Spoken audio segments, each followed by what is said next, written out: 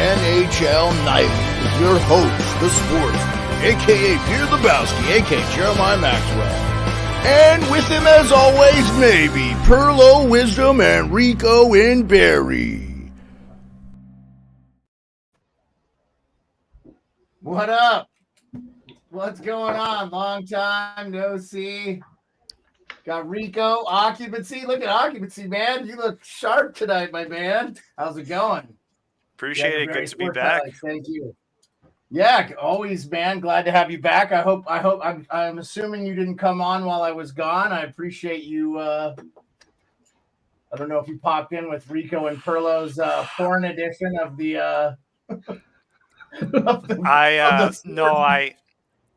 I took the break vicariously through you, Beard.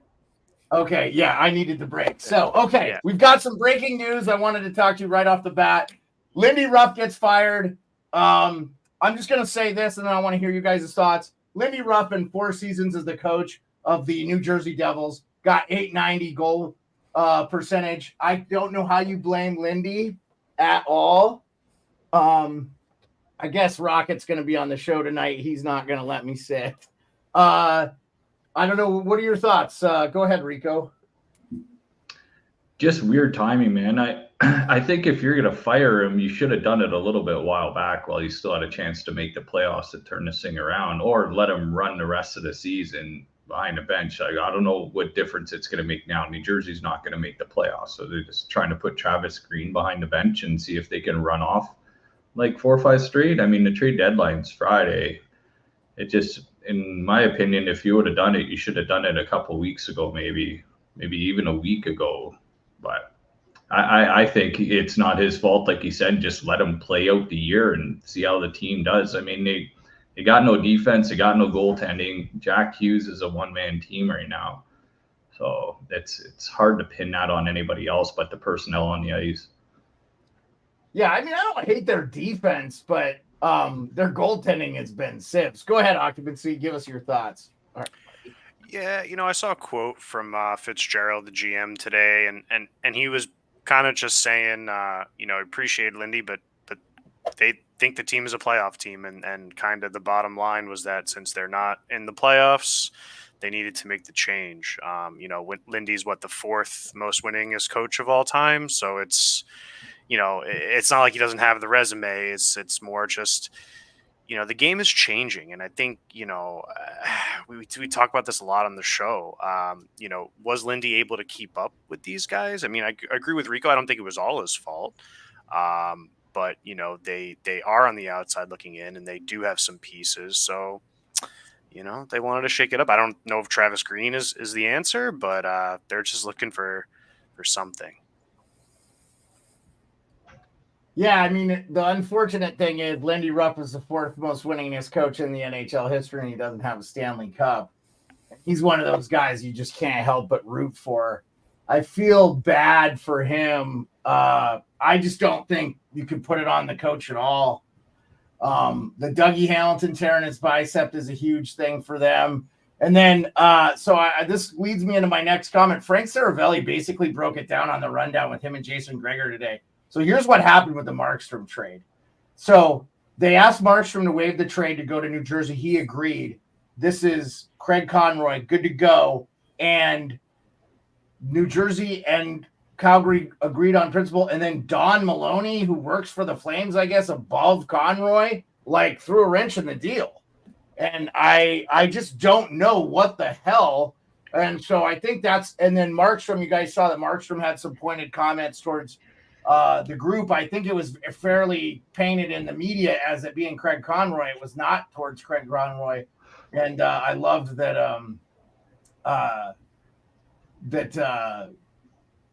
that Frank Saravelli kind of clarified that in the story today, and or not in the story, on his show, The Rundown. I mean, he does 50 shows. Yeah, I mean, I think if they had gotten Markstrom, that would have. We're a zoo today on NHL Nightly between Rico's cats and my 5 dogs. I just gotta say, it feels like Yeah, I mean, I feel like this is a real bad deal for Lindy. I do think the performances in California, specifically against Anaheim and against LA, were probably the nails in the coffin for Lindy.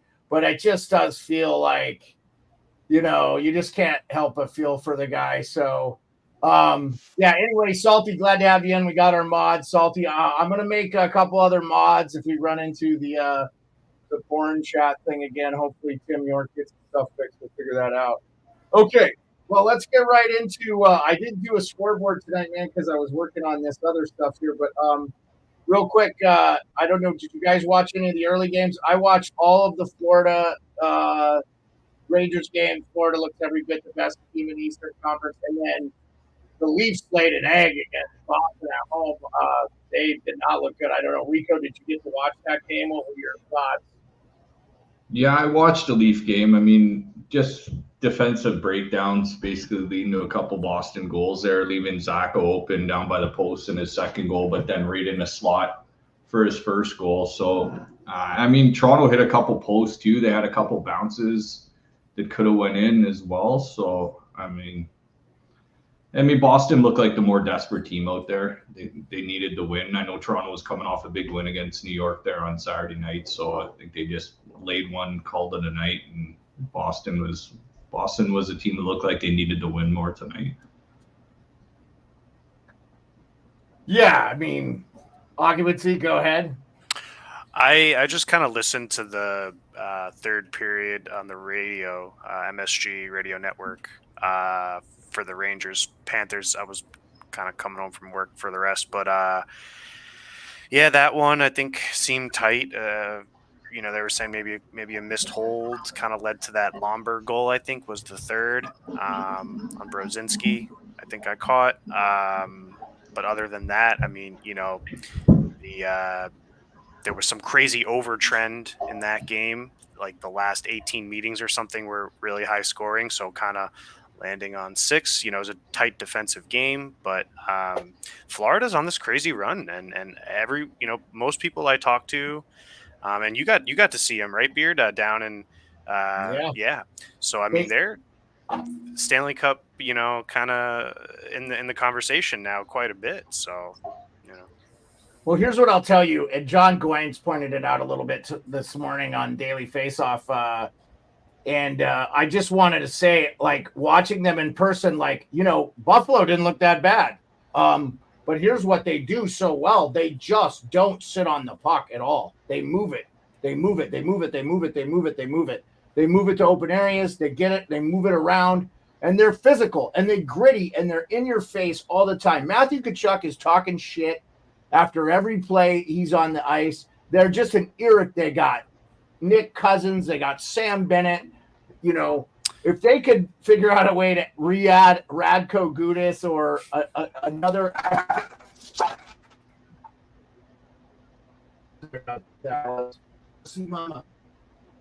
if they could agitate some more teams, I just don't know how they don't make it all the way to the finals.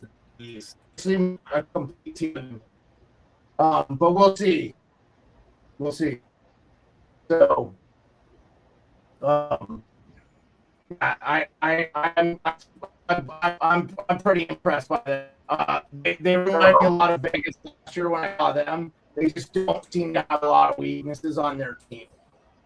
They do lack a little bit of size, but I mean, Kachuk's a pretty big guy. Barkov's a pretty big guy. He's not overly. Did you see the pass from Barkov tonight? He basically juggled the puck, and that was impressive. I'll try to pull that up on the screen here. We'll see. I think we're getting some shoddy internet, so hopefully you guys out there aren't having any problems. I might be lagging a little bit here. So let me know if you guys are watching and I'm lagging, because I'm looking at the feed and it looks like it's kind of lousy.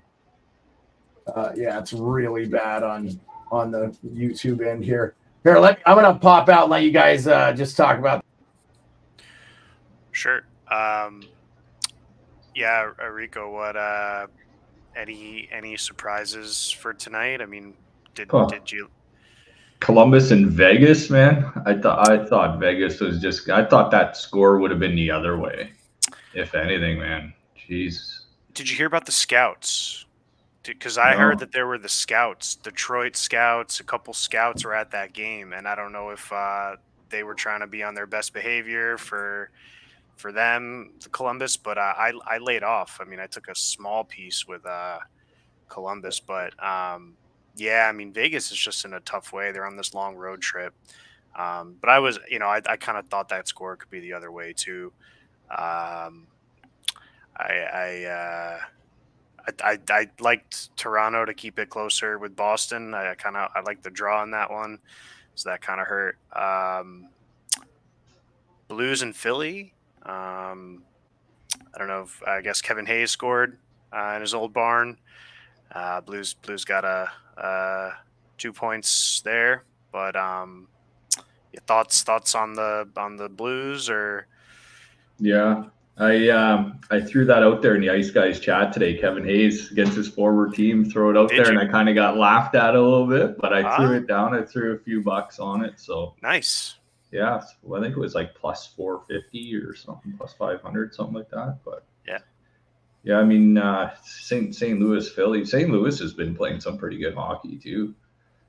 Like they've been winning games against teams that just they're kind of sort of in the same category of maybe overachieving a little bit. But yeah, the Blues. I took the Kraken as well tonight. I had Florida as well too. I did the draw in the Philly game as well, and I didn't take a side in the. Yeah, I didn't take a side in the Leaf game. I just took a small play on a draw with some props, and that was about it. But yeah, the Blues right now are in. I don't know if this is updated, but they're looking like they're in 9th, so one spot out. But I mean, they're coming off 2 wins. Nashville is just going to be hard to catch. I mean, the way they're playing. What's it? I don't know if you guys saw, like, they apparently were all trying to go to the U2 concert, and Burnett and Trotz basically made them all cancel this concert, and ever since that day or something, they're 8-0, or so it's just kind of funny. Yeah, 100%. That's exactly what happened. Yeah, I don't know. I'm getting it's really bad connection for me, but let's see. I plugged in hard.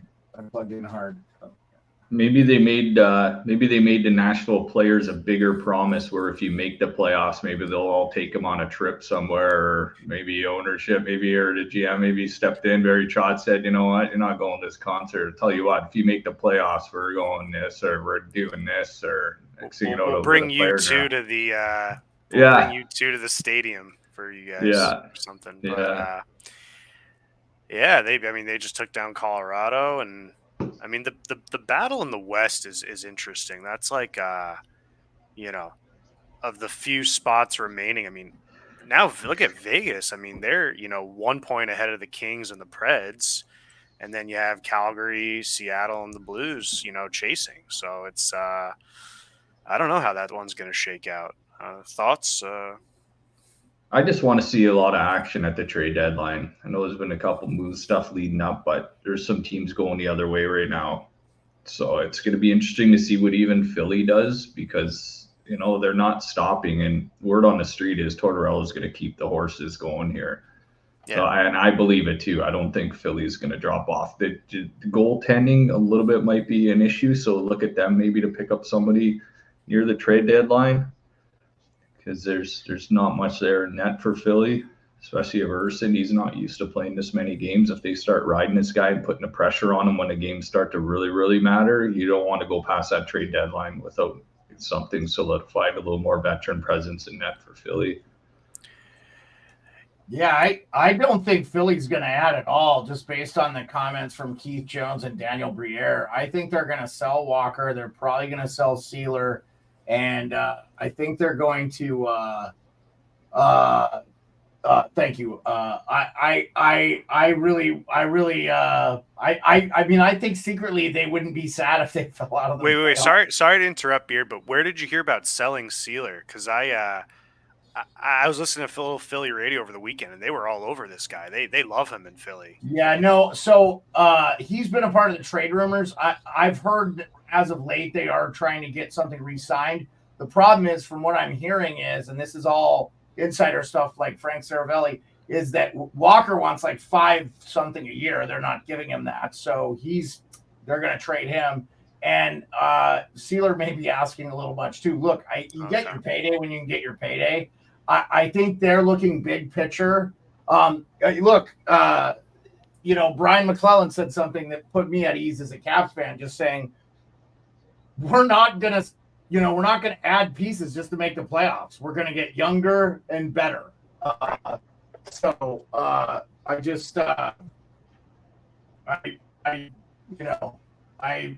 don't know what else there is to say. I think that's the proper way. I mean, obviously, the Carter Hart thing and this whole 2018 World Juniors thing have really hurt the Flyers probably more than any team because their starting goaltender is in the mix of this whole thing, and Carter Hart. But from what I've heard, they've got 2 or 3 Russian goalies that they've drafted in the past that they anticipated this could be an issue. So these guys could be in the future a part of their thing. Obviously, I agree with Rico. Sam Harris can't bear the load. I think if they can add a cheap goaltending option without giving up a lot, but I do not see the Flyers adding at all. The only thing I can see is if they got like a capable backup in like a 3-way trade, but like Arizona doesn't look like they're going to trade their goaltending tandem. I haven't heard John Gibson's name. I just think their contract is not movable. It's going to be interesting to see what happens. I mean, let's get into the thrust of it. Like, as far as the trade deadline, I mean, we're in the midst. I mean, we're going to find out Friday. And speaking of which, we obviously don't do a show on Friday. I will be streaming with Hot Take Hockey on his stream. So everybody that comes here, check it out. I'll be with Hot Take Hockey on his stream doing the trade deadline thing. So I'd love to see anybody from here come on and check that out. He does a great job. Obviously, John has over 50,000 subscribers. He's working like 2 other jobs, so he hasn't been putting in the live streams as much, but he's definitely doing like daily videos. Obviously, there was a ton of news to break. One thing I heard right before we came on, and then I want to hear your guys' thoughts, was Carolina's looking to move D'Angelo at 50% retained, so basically league minimum like 890,000.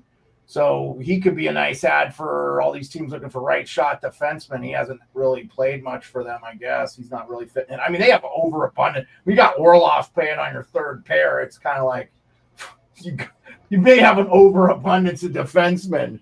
So where are you guys thinking it's going? I started off occupancy. For D'Angelo specifically or trade deadline? Just whatever. Yeah, I mean, you can contact on the D'Angelo thing, but just any of the other. Carolina's. I mean, they had 4 goalies at practice. I don't know if you saw that post, but they got Anderson, Kochetkov, Ranta, and Martin all practicing. And now have a problem of overabundance of goalies when earlier in the year they didn't have shit for goalies. They had to sign Spencer Martin off waivers. And it's like I think they know Kochetkov is the most talented, but he's the least disciplined. And he cost them the game with Winnipeg over the weekend, and he's a hothead a little bit. I mean, and I think they're I don't know what they're doing over there, but generally speaking with deadline, we're going to see some sellers, some buyers. As a homer, I'd love to see the Islanders, pick up someone to help out. We kind of thought their season was in shambles, and they're just won 3 in a row.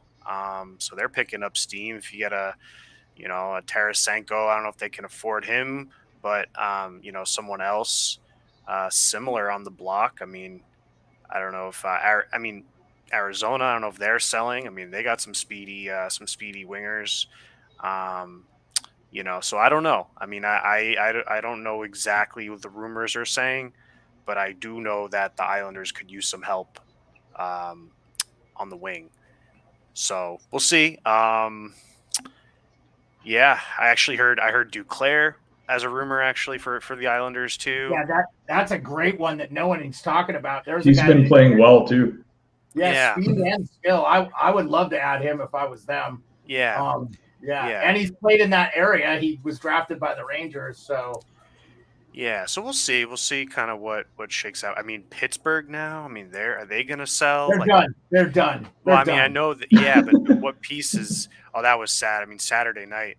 I mean, aside God. from What are you talking about? That game in Calgary was the most beautiful thing I've ever for seen. anti. I mean, I just feel 3-1. Pittsburgh is up with like 8 minutes to go, and Nazem Kadri just pulls off this like unbelievable move. Goes bloop bloop bloop and just buries the Penguins' chances. It was beautiful.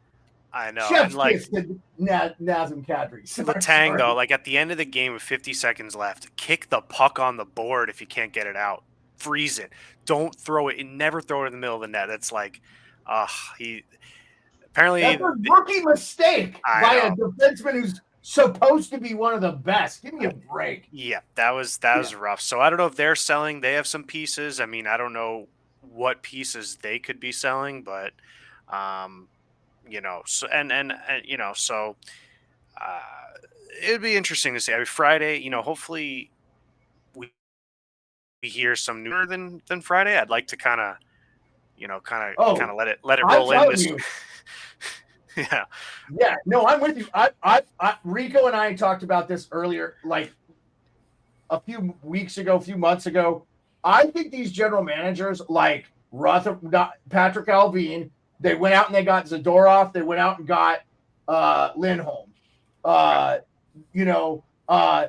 Dallas did Tanev. We haven't talked about that yet, and I want to hear Rico. I'm sure he was crying a little bit as a Leafs fan, but these teams that made these trades early are better off for doing it. And I don't understand why teams just sit when you don't have to wait till the trade deadline. If you know you're competing, you have a team that can win now. Like, what the F is Edmonton doing? You better get on it, because if you don't add, I don't care what the metrics say since they hired Knobloch, you're not winning the cup with that roster. McDavid and Draisaitl can't skate 40 minutes. And if you lose any of those guys that are contributors, you're going to be in big time trouble. You're basically a one-line hockey team. So we'll see. I'll be real interested to see, because it's a lot easier. And look, Vegas, Mark Stone with the spleen. That's huge. They got to go out. I'll tell you who I think Vegas should get, and then I want to hear from Rico. I think Vegas should sell the farm for Pavel Buchnevich. 191 points in 194 games for the St. Louis Blues. He's a point of game per player. He's a big body winger.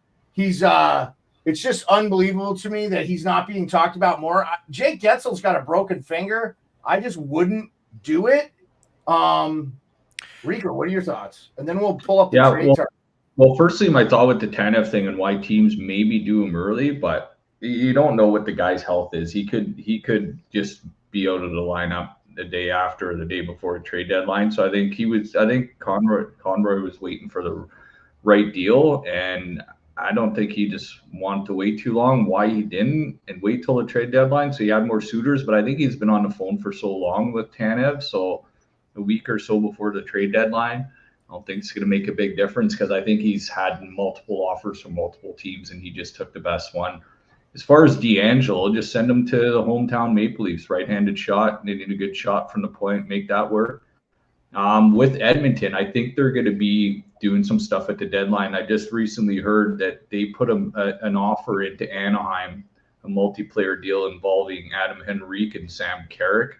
I know Edmonton's up against a cap. They'll probably have to retain. Edmonton's still got their first-round pick. They might be able to make that work, but they're also looking at maybe a Gensel, but I'd be worried about that. But Edmonton might be looking at like a Tarasenko as well, too. So I expect Edmonton to be active right around the trade deadline as well. Adding something. They've got to move. If they're adding somebody like Tarasenko, who's like $5 billion, they've got to move 3 out. So, like, I don't know, who's expendable in that lineup. I keep hearing Fogel's name, and he's got a couple of years left on a deal. Well, then you start sending 4th and 5th and 6th rounders to another team just to retain part of that salary as well, too. We've seen that lately as well. Yeah, or if you're Edmonton, you make a move like with Washington and you get like Nick Dowd, who's got a couple years left at like $1 million, and you get like Joel Edmondson or whatever they're looking for to solidify their back end. and then maybe, I don't know, maybe even Mantha with the Caps retaining a little bit. You throw in Fogle, and then you really added like 3 good NHLers. You solidify that fourth line, which would really help them. Nick Dowd on that Edmonton Oilers team would be a real big boon for them, I think. I know Jason Gregor has been crying Nick Dowd and Beck Mallenstein, but I don't think the Caps will trade Beck Mallenstein. I definitely think Nick Dowd could be traded for a second and a fourth or something like that. Can the Oilers move Kane, or is he kind of stuck? Is he stuck with them? I mean, I don't think they want to move him, though. I mean, he's been good for them in the playoffs, too. Like, yeah, but he's been I've been watching a little bit late in the games. He's, overstaying his shift and playing lazy defense. So, I mean, I know he's got offensive. I don't know. I mean, to me, it seems like Evander could. I'd rather Tarasenko than Evander right now, but. I don't know. Perlo, you're an Edmonton guy. What do you think on those?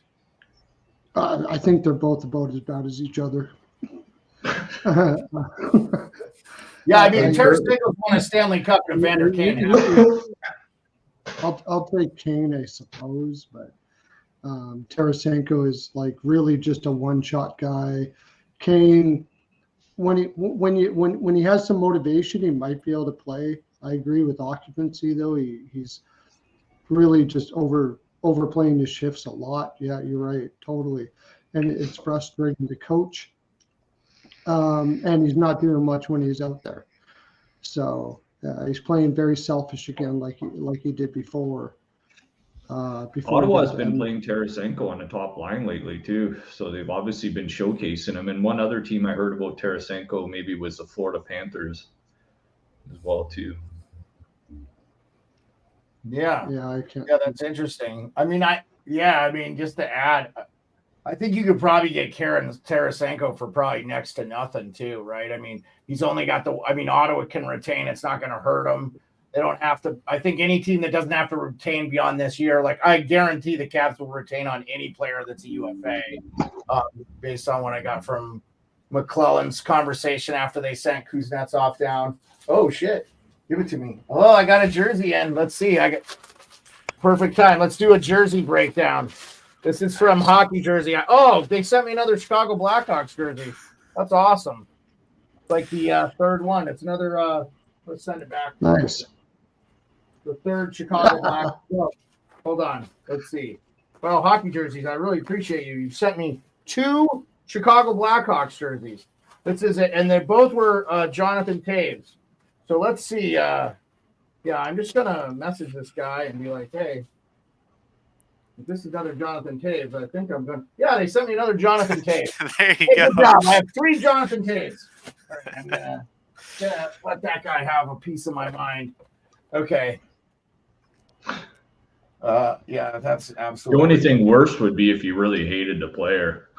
Well, I mean, I'm the guy, but I mean, I don't need 3 home Chicago Blackhawks Jonathan Taves jerseys. Thanks a lot, Hockey Jerseys. Like, come on, what are you doing? And on the Tanev note, I mean, I know Rico says he might be upset, but I mean, you did get Lyubushkin. He's not quite a Tanev, but what do you guys think of the Tanev move? Yeah, I love Tanev. And where do they put Lyubushkin? Right on the top line with Morgan Riley. I know he's had a little bit of success with him there before, but yeah, go for the Leafs just to grab Lyubushkin and put him right on top line minutes with Morgan Riley right away. It's like, get in there. Yeah, nothing says we're not confident in our defense more than putting Lyubushkin up on the top line with O'Reilly. Yeah, we love the rest of you guys, but this guy just showed up for an 18th round pick, so he's playing top line minutes. Up on the top.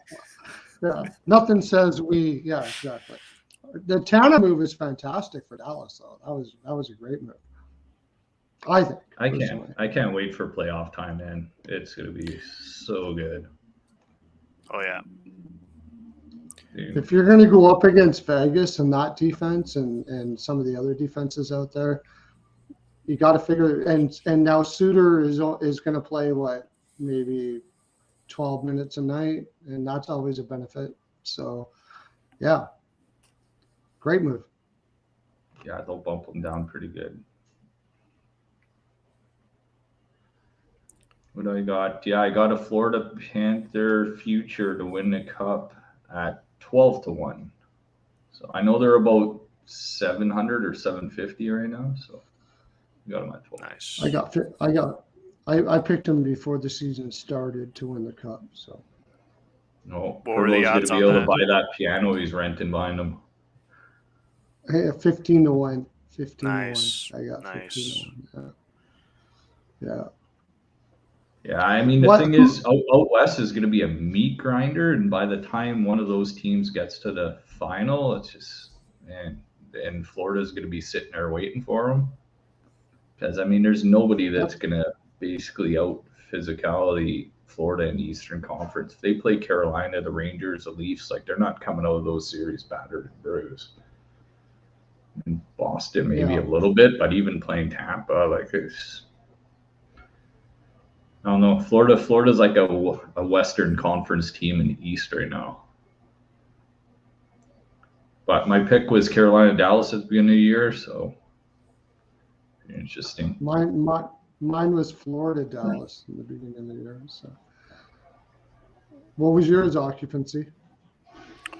For Stanley Cup champion? No, like the finals, the two teams in the finals. Who do I think's going to Before the season started, Before the season started, I think I was going to go Edmonton, Carolina. I think those were the Edmonton, two. Carolina. Yeah, I think before the season started, that's kind of where yeah.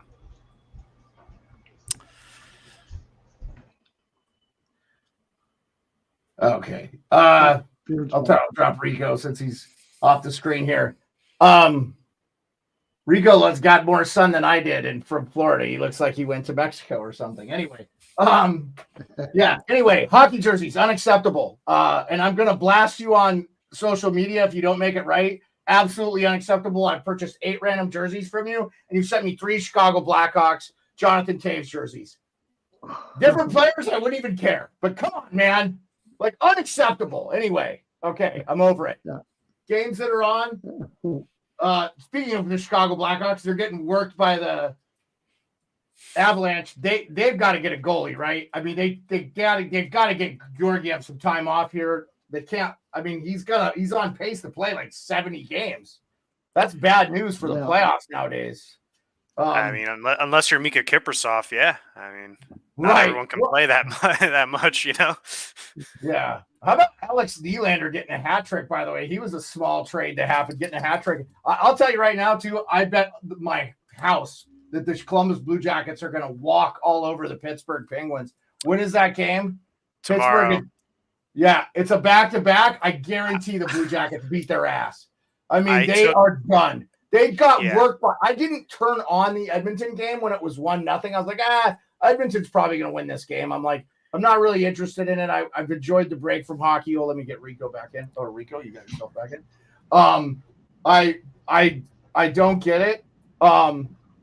We all said this, Perlo, me, Rico. What were they doing bringing? Saravelli talked about it again today. What were they doing bringing in Erik Karlsson? They literally did not need that player. They spent $24 million in the offseason, and I thought Riley Smith was good for him early in the year, but he hasn't looked that good late. I know that they're probably going to trade him. Colorado's up 4-0 now. Zach Parise.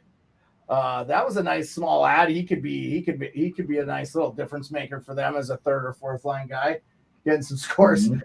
Showed a couple of Blackhawks fans in the stands because it's in Colorado. They got the just shoot me look. I totally understand it. I had that look yesterday watching the Caps get worked by the fucking Arizona Coyotes.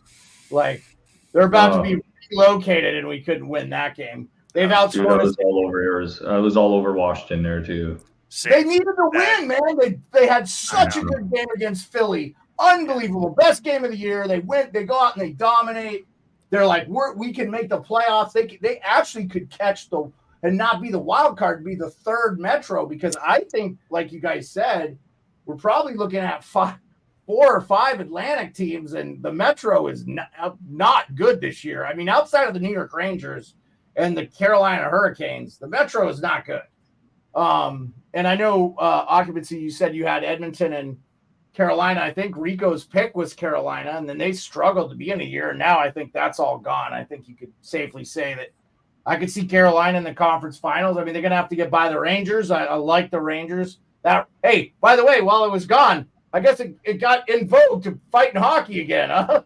I don't know if you guys saw the thumbnail for tonight's show. That was cool. Yeah, Notorious TBG. Let's go Hawks. Let's go Hawks. Let's go get Celebrini. Yeah, they're on. I tell you what, I think there might be riots in the NHL streets, at least on Twitter, if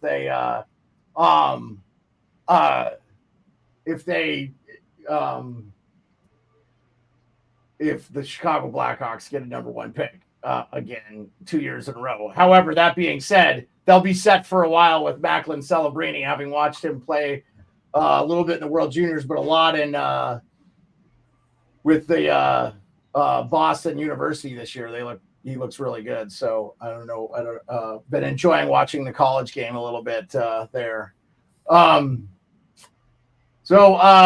Yeah, I just where you guys feel. I was going to go over the trade targets real quick, and then we just quickly talk about them, and then we can start breaking down tomorrow's games. I haven't even pulled up NHL Network. I got home and everything was in disarray. I'm sorry, NHL Network, NHL.com for the scores for tomorrow, so we can go a little bit over that. But let's just talk a quick the big names. Like I said. If I'm one of those three teams in the West that's trying to add a winger, I'm doing everything I can to get Pavel Buchnevich, especially if they're about to trade him. Just a couple other ones that Frank Saravelli has in his top 10. He moved Tyler Toffoli up from like 41 to 6 because it looks like the Devils are not going to make the playoffs. And Perlo, you missed we talked a little bit about the firing of Lindy Ruff, and like I said, 8.90 save percentage in the 4 years he was the coach. I don't know how you expect to win when you don't have goaltending. I mean, New Jersey's always been known for it. I guess it doesn't hurt. So number 6, Tyler Toffoli. I think Toffoli would be a good ad for I mean, he's won a Stanley Cup. He was on the Kings in 2014. I think he'd be a good ad for the Oilers. He doesn't have that much money, $4.25 million. They'd only have to figure out about $2 million. You'd probably get New Jersey to retain if they like the return. Where you guys saw Toffoli, pretty much a gamer too, right? Calgary won that trade. Toffoli's a playoff guy. When the games are big, it seems like Toffoli shows up because he kind of disappears in and out of games during the regular season. So there'll be a few teams will be calling on him, and they'll be able to get a decent return for him just because of his track record. That veteran guy could put the puck in the net, a little bit physical. When the games become physical in the playoffs, he could kind of hold his own on the ice. Yeah. I wouldn't mind him crossing the bridge from Newark to Belmont. He wouldn't have to move or anything. He could just drive. Well, he's old. He fits into that lineup pretty well. He's 33, so he's no baby. He fits right on that. Yeah. What do the Isles have in cap space occupancy? I didn't check where they did they move like a late round pick for a guy like that without having to eat a bunch of salary? Or I mean, again, I think you get New Jersey to retain 50%, no problem. Yeah, I'm not sure the numbers. Here, I'll look it up. No worries. Let's go to the next one. Unless Perlo, you have anything you want to talk about? Just to put a flyer out there, I think that the Nashville Predators might go out there and try to get a Toffoli. That would seem like a pick that they could pick. They got a couple prospects there. They're not going to give up a first, but I don't think anybody's going to be, because of the cap space, it's going to be difficult anyway. So they're going to have to get another team involved where Nashville wouldn't have to. So they might be able to do it for a second and a decent prospect or something like that. I could see Nashville doing that. They need scoring there, and going into the playoffs, he's a playoff guy. So that would be my pick, I guess. I'm not sure that he'll leave New Jersey, but if he were, I could see that. Well, he's a UFA. So here's the thing: the New York Islanders have no cap space. They have $134,000 in cap space, and they have no LTI relief. So the good thing is they don't have any retained salaries. And then in Perlo's case, the Nashville Predators. Why am I not seeing them? Aren't they? They did just re-sign Novak. I think they gave him the deal. They have $8 million in projected cap space, so they would not have to retain anything. So, hey, Tim's with us. That's awesome. Hopefully, you got your computer issues fixed, Tim. You almost took my channel down. That'll be interesting to see with the Toffoli. Let's move on to the next guy here. We talked a little bit about Buchnevich. Like I said, 191 points in 194 games since arriving in St. Louis. This is all again per Frank Saravelli from Daily Faceoff. So I'm not pulling these stats out of my. This year he has 24 goals and 24 assists, 48 points. Big winger. Obviously going to be due a new contract. I like him a lot. Frank Vetrano. I like this for the Rangers for a lot of reasons. Having a really good year, almost 30 goals.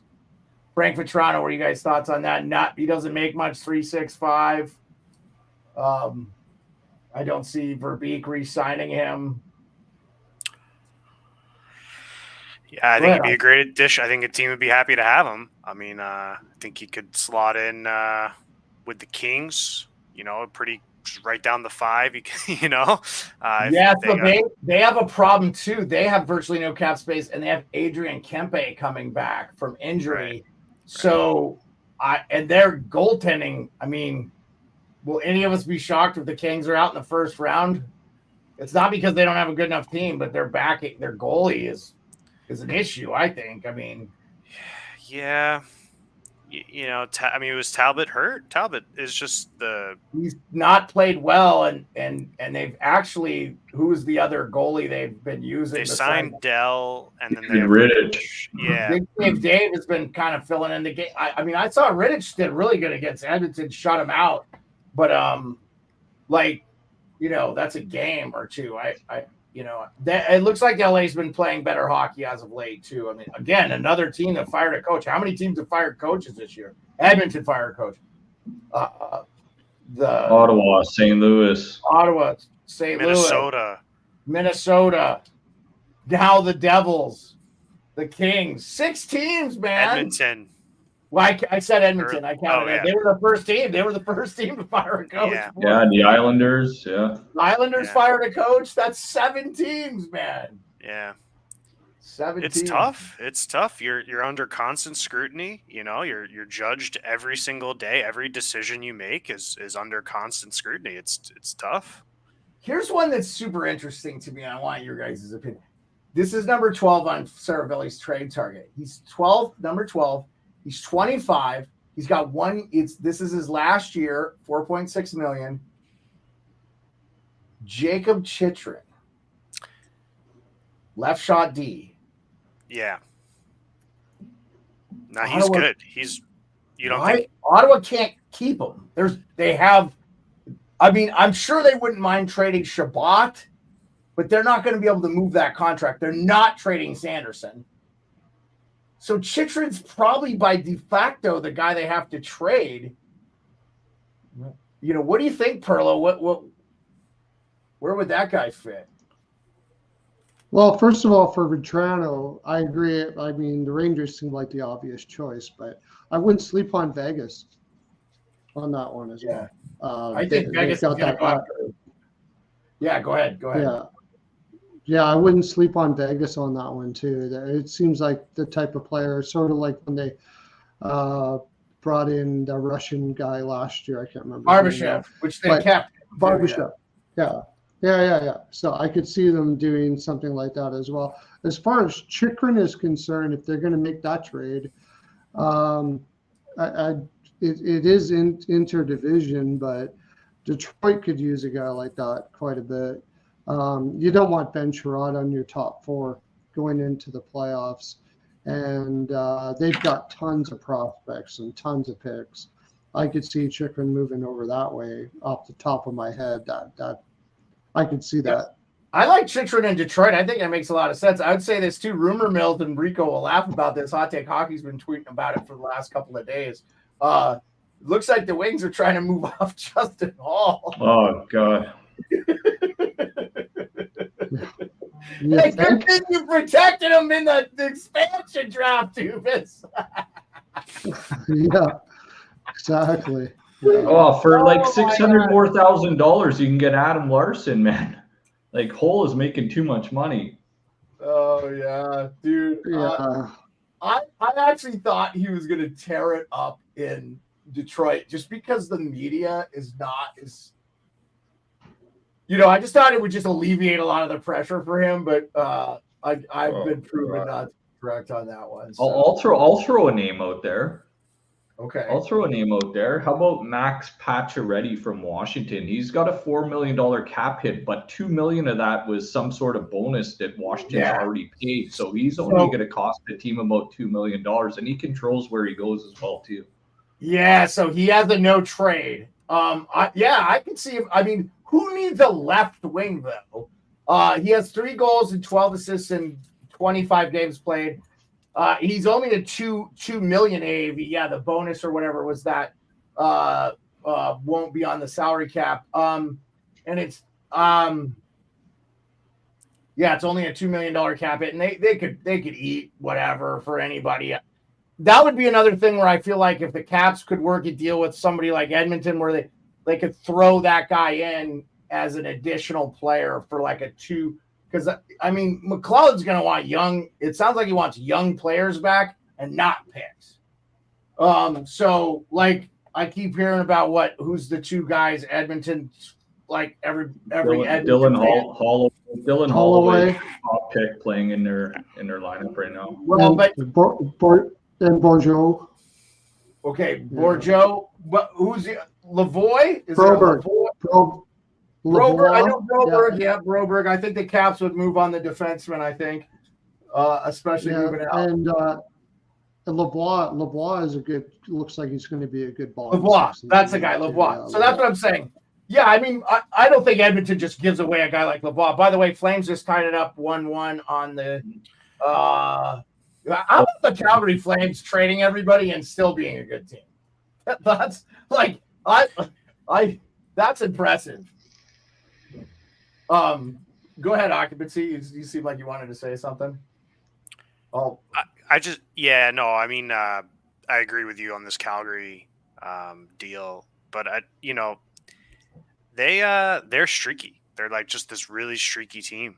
But they can get hot and then they're good. But Pacioretty, I mean, why not back to Vegas? He knows the area.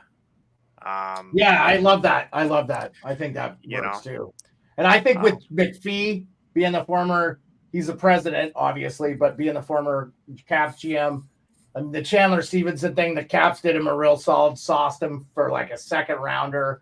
He's been a really good player for them. I totally agree. I will say the Flames have won they've won their last game, but I think I'll look at the standings. I want to say their last 10, they're like 7-3-0 or something. So I got one for Chikrin, by the way, that'll surprise you, maybe. Yeah. Go ahead. Okay, he's only 25 years old. Right. And you got a Philadelphia Flyers team that is doing really well, but don't really want to get older. They don't really have all that much on. They got like Nick Seeler playing in their top 4. Yeah, I could see them putting a package together there for Chikrin. That's a good one, Perlo. Yeah. I love that. Yeah. Maybe a 3-way trade. Maybe a 3-way trade too, where like Ottawa gets something they are looking for in return in picks or prospects. The Flyers get that, and then say like. Because Drysdale got hurt, right? Yeah, he got banged up. Yeah, so he's gonna be. I don't know if he's coming back. He gets hurt a lot, so I could see Philadelphia doing something like that at the deadline. It would make sense for them because he's only 25. Like that's the only reason why I would look at it, is that in the position that they're at, where they are a playoff team right now. So why not take a young defenseman like that and throw it like a Bobby Brink? It doesn't look like Tortorella's a big fan of Bobby Brink right now. I don't know if you use that one. Hey, by the way, Flames have won 5 in a row. They're 7-3-0 in their last 10. Like I said, if they win tonight. Seattle. Before we go on to previewing tomorrow's games, which I didn't even look at the schedule. I hope we don't have a bulky one. How many games? 9 games tomorrow. So semi bulky. Well, I gotta remind me. I gotta end the Instagram in like 9 minutes.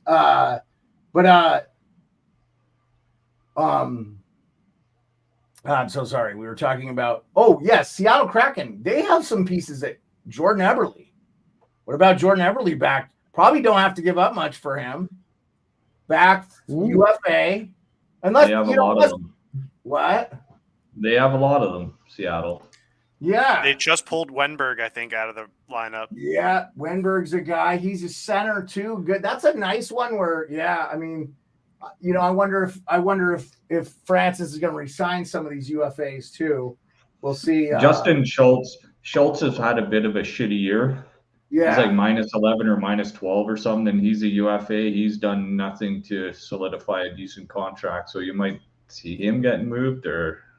Yeah, I mean, these are guys you probably see get traded for just picks or something too, right? And then maybe they have to retain a little bit. So, maybe Schultz and Eberle back to Edmonton where they used to play.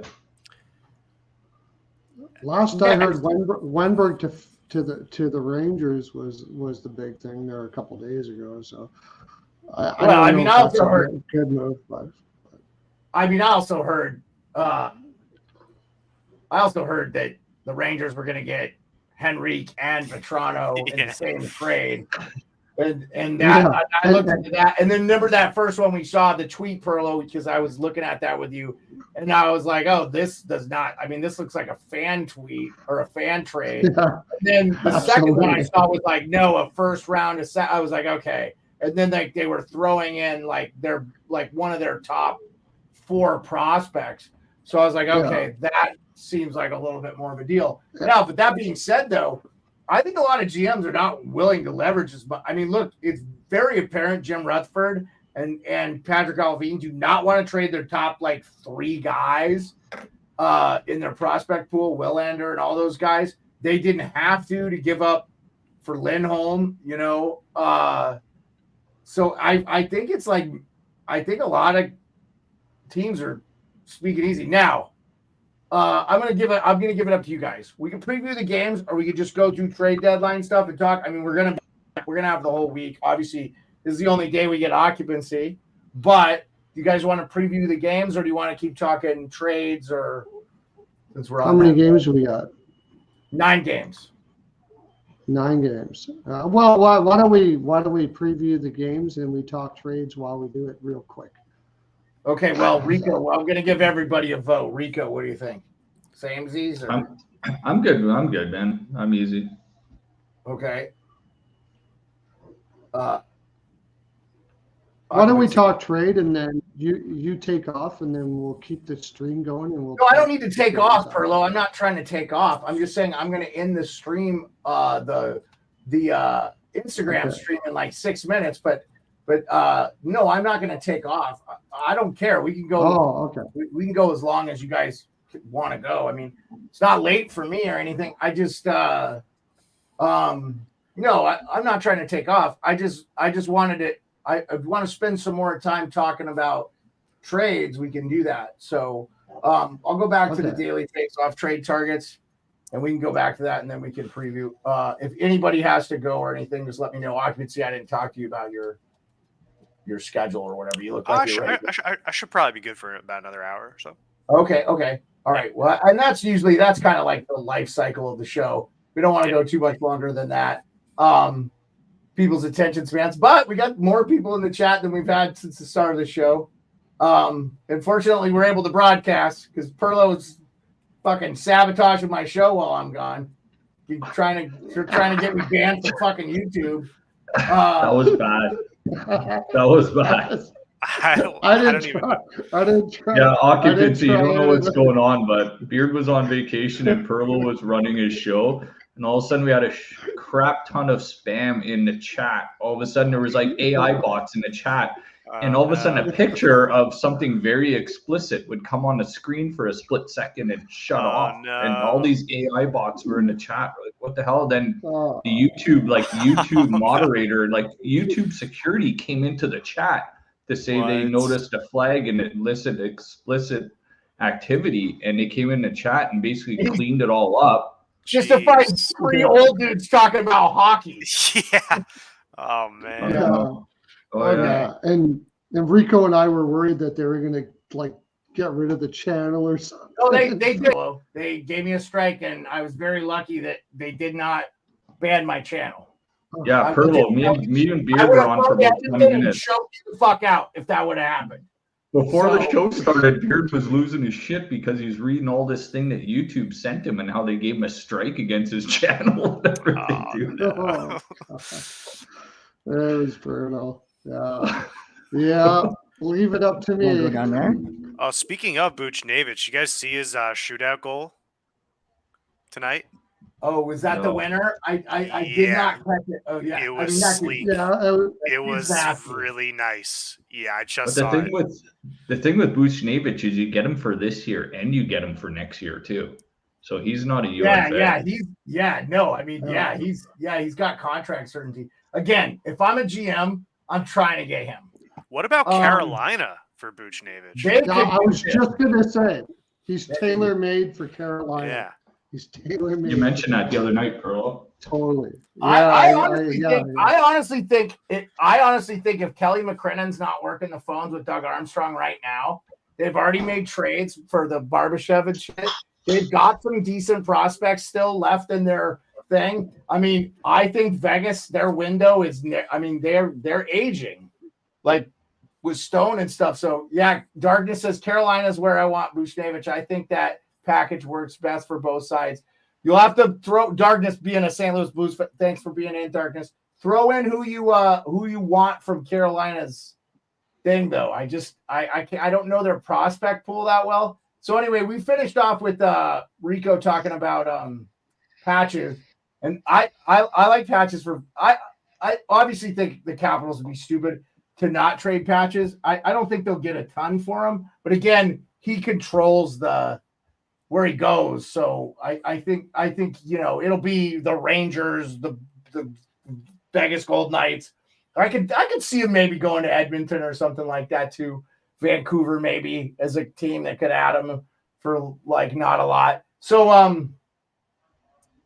Wenberg we talked about a little bit. I just want to go through. I'm going through Frank Saravelli's like top 50 here, and obviously I don't think So we talked a little bit earlier about you weren't on Perlo, but Saravelli clarified exactly what happened with the Markstrom trade, and I'll just rehash it for people that are showing up. But essentially, what happened was New Jersey and Calgary agreed to trade Markstrom. Markstrom agreed; he waived his no trade. They were going to do it, and Don Maloney from the Calgary Flames, above Conroy, niched the trade with ownership. So I don't understand what, and that's why Markstrom was a little bit outspoken. The media in Calgary made it seem like it was against Conroy. It was not. I think Conroy's done a really impressive job. I mean, the Flames are still winning games. So I think Bjorkstrand just scored to make it 2-1. Yeah. Seattle. I mean, Seattle, the problem with Seattle is they're all in the mix. I want to talk about a topic with you guys before we move on to the games after we talk about trades. Darkness says Scott Morrow in a first and as the two main pieces I want. Okay, Scott Morrow in a first. Okay. We'll see if they'll be willing to trade it. But look, I mean, at some point, Carolina's going to have to shit or get off the pot. They're, some of their guys are, I mean, Burns is 38.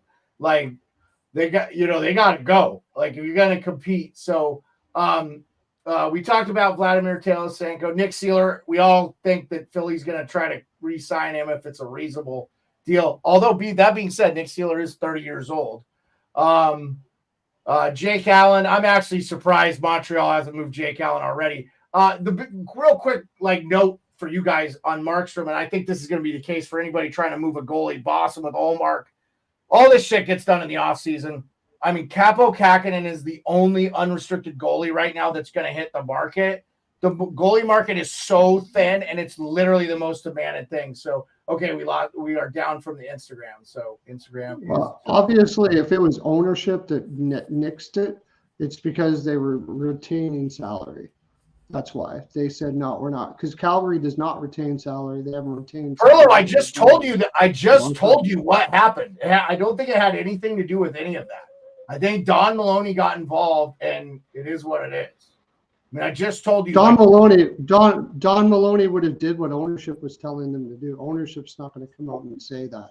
He's the president, and that's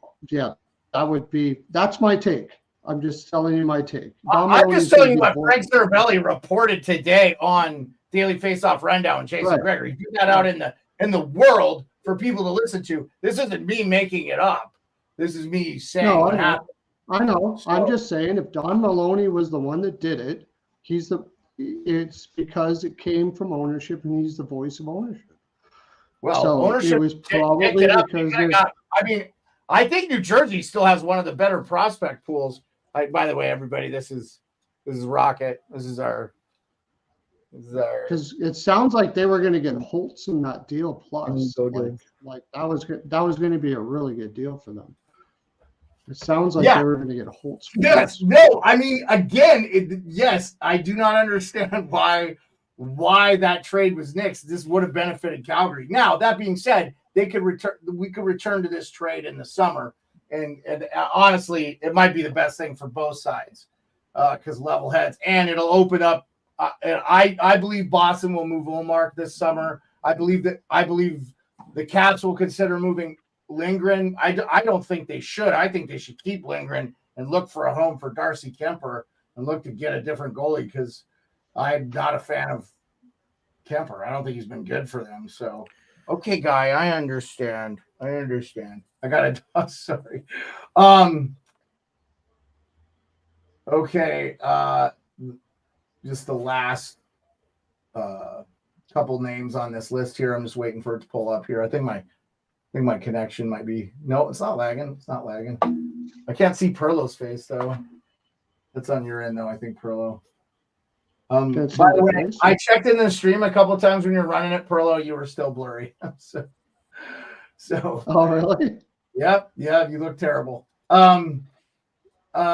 Okay, so we talked about. So here's a couple other ones that are interesting. Alexander Wenberg, we said that's an interesting one. He's 29. He's got 9 goals, 16 assists, 25 points. Good third or fourth line guy on a deep team. David Savard for Montreal. Right shot defenseman.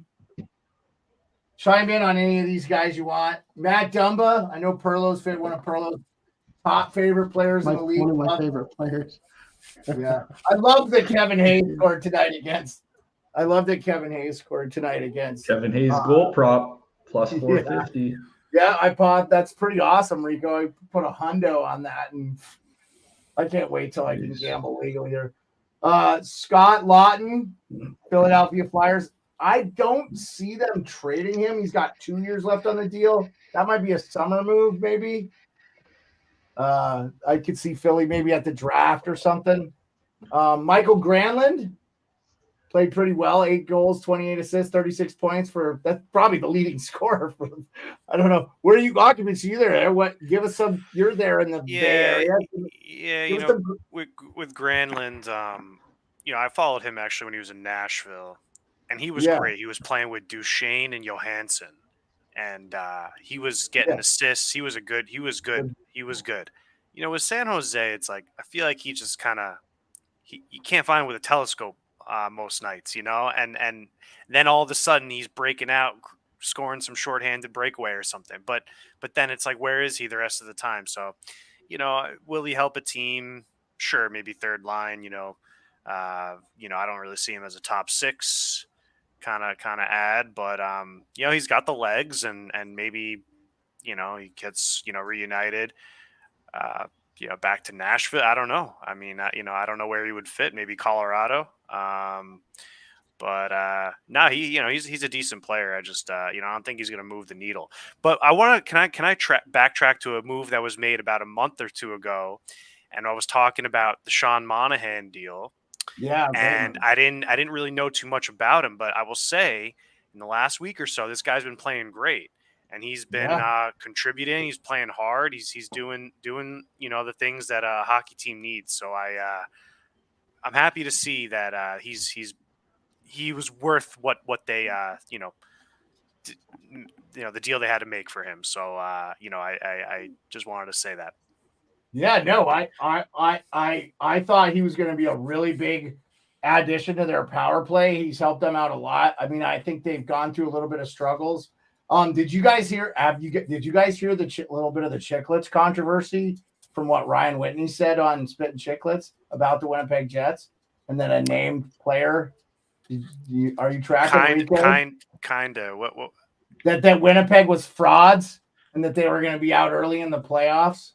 This is from an NHL player that plays in the Western Conference told Ryan Whitney that they were frauds and they weren't going to be. I found that really interesting. And it did come at a time where they were playing not great hockey. So, yeah, anyway. Super interesting. Are they in any trade deadline talks? Do they have cap space? I don't know if they're going to pick up. I think they're still trying to add. I think Cheveldayoff's still trying to add. I can look up their cap. I kept Cap Friendly open here, as I juggle Rocket here on my lap. He's become my best friend. To my other dog's chagrin. So I definitely think Nashville, like Perlo talked about that. I think they could add. They got a lot of space. We were just talking about. The team. What was the team we were just talking about? The Jets were going to make any ads. Oh, Winnipeg, yeah. Winnipeg Jets can. Yeah, they've got a little bit of little wiggle room cap space. They've got $5 million in some space, $5 million and stuff. So they wouldn't even have to retain. They could add some nice piece there.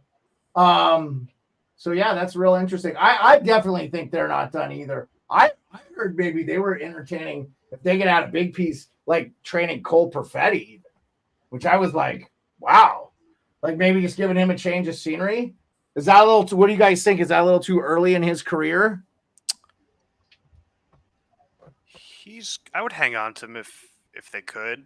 I was thinking maybe to add some defense because you got Dylan.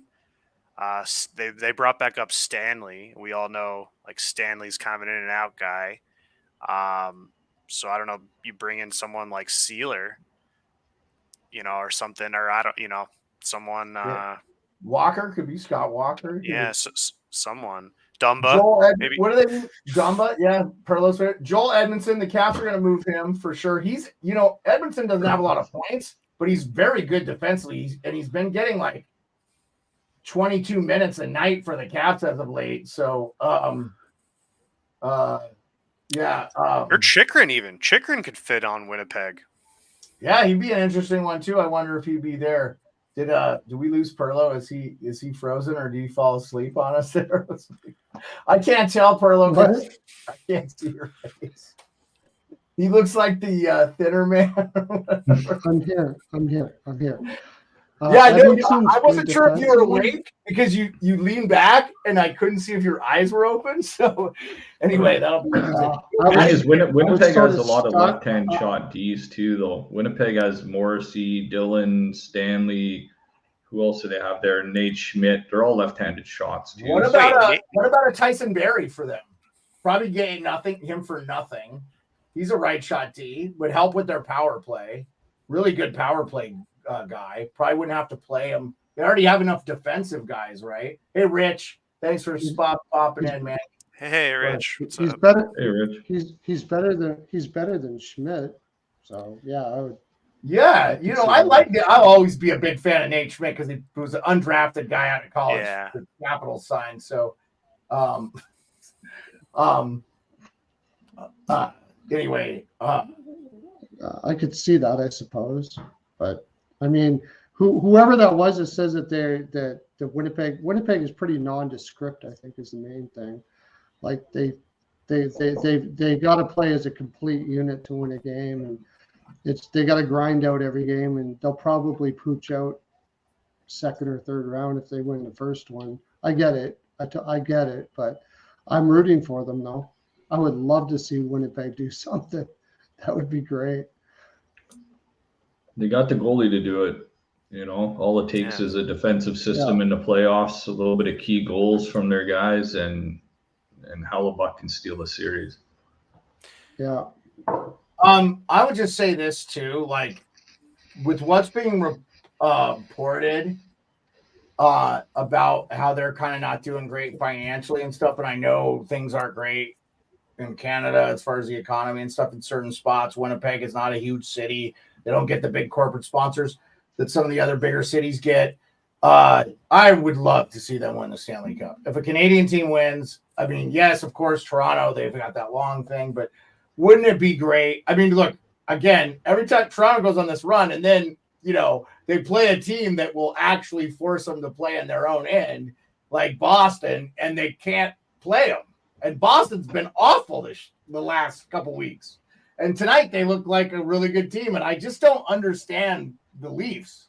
Like, they'll put together some good games. But, yeah, I would love to see Winnipeg win a Stanley Cup. Vancouver would be cool, too. That Rick Tocchet story. And those are the two Canadian teams. And Toronto, I would be really – I just don't think they are going to do it. I don't know where you're at with that, Rico, as a diehard believer. They're not going to do it, and the people have been saying it since 1967. So if it happens, it happens, man. Right? No, but I mean, I'm not rooting against them. It's just like you have all this skill. Like I see Nylander just kind of like pussyfooting around. You just got an $11 million deal, dude. Well, yeah, he wanted to get paid more than fucking Pasternak. You could have been a better player for him for even a portion of the game tonight. Yeah, I agree with that. I just think he's sandbagged it. Anthony Duclair, we talked a little bit about that. I really like him. Left winger, 28. He only has 14 goals, 9 assists. But again, he's on a really bad team with like no skill. I mean, imagine him on like Edmonton. Hey, he was on Florida last year. That's yeah, he was okay. No, yeah, they had to move him because he was a cap casualty. I could see him. I could see him going back there too. That would be a nice ad for them, honestly, because you don't have to. Honestly, these guys, these retreads are probably the best thing in the world because you don't have to really learn the system over, Yeah. Go ahead. No, I mean, they brought in Rodriguez. That was kind of like I felt like he sort of took Duclair's place a little bit, and that I get it. I get why. He's kind of like these guys who kind of cycle through because I think Duclair's played on a lot of teams before. He's not one team kind of player. But the deadline's coming up and some teams could use a speed. And he's got the talent. Yeah. I mean, 31 goal season. Did he? 21-22. Yeah, 21-22. And Anthony Duclair, I'd much rather have Anthony Duclair over Evan Rodriguez. But the thing about Evan Rodriguez I like is he's kind of like he could play kind of every position. He can play left wing, center, right wing. He's kind of all over. He was good. I mean, the game, I noticed him. He makes plays. He's always in the mix. I noticed him again tonight in New York. So it'll be, yeah. Jason Zucker's a real interesting one too. Kind of a guy mired in, but he's got a little bit of money on his deal. So you definitely need Arizona to eat. He's a guy, you can see making a difference. Excuse me, fellas. I don't know why I'm so yawny. Yeah, Zucker's making a lot of money. I can't see him going anywhere. Well, he's a UFA, though. I think Arizona's going to try to get rid of all those guys. They can retain. Well, actually, Arizona may not be able to retain because let's see. I don't think they have any buyouts, though. Let me look real quick at what Arizona has, if they have anything for retention. No, Arizona only has one contract retained. You can retain 3. So and I'll tell you who it is here in a second. Ekman Larson? No. It could be Ekman Larson, actually. You're right. They retained a massive amount on Ekman Larson. $320,000 next year. They retained a really small amount on Ekman Larson. They have Ekman Larson till 2029, but it was $320 next year, and then the next 4 seasons, or the next 2025, 2026, and 26, 27, it's $650, which is less than a league minimum deal. So that's not a big deal there, I don't think.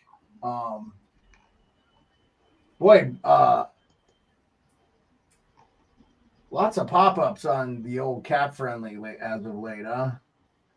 I got to figure out. I would to me, Zucker, if they're going to retain, I could see him going to Tampa Bay. Okay, yeah, like try to little add in to bring a little more offense and stuff like that. It's kind of moves I think Tampa Bay might make. So yeah, well, it sounds like they might get Hannafin too. It looks like that's maybe going to happen. So that's where he wants. That's where he wants to go, but I don't. Well, I think he's basically said he's not going to sign anywhere. So I think what that does for Calgary is that reduces their return. So I think what they're trying to do is get the maximum return. Who would Tampa Bay trade for Hannafin? That's my interesting thing. I'd be curious. Maybe like an Essimont. Essimont? I actually like him. Perbix. Huh? Perbix? Okay. So Tampa has $7 million in LTIR cap space, so they wouldn't have to retain any money. They could bring in Hannafin now, and sign him, and obviously keep him because they've got a pretty good number of UFAs. I think. Obviously, Austin Watson, Tyler Mott, Steven Stamkos. We've talked Calvin DeHaan. And Hayden Fleury are their UFAs. And then their backup goalie, Jonas Johansson, is also a UFA. Oh, I'm sorry. Actually, yep. Jonas Johansson's not a UFA. I apologize. He's got 2 years left on his deal. Yeah, he's got 2 years. Yeah.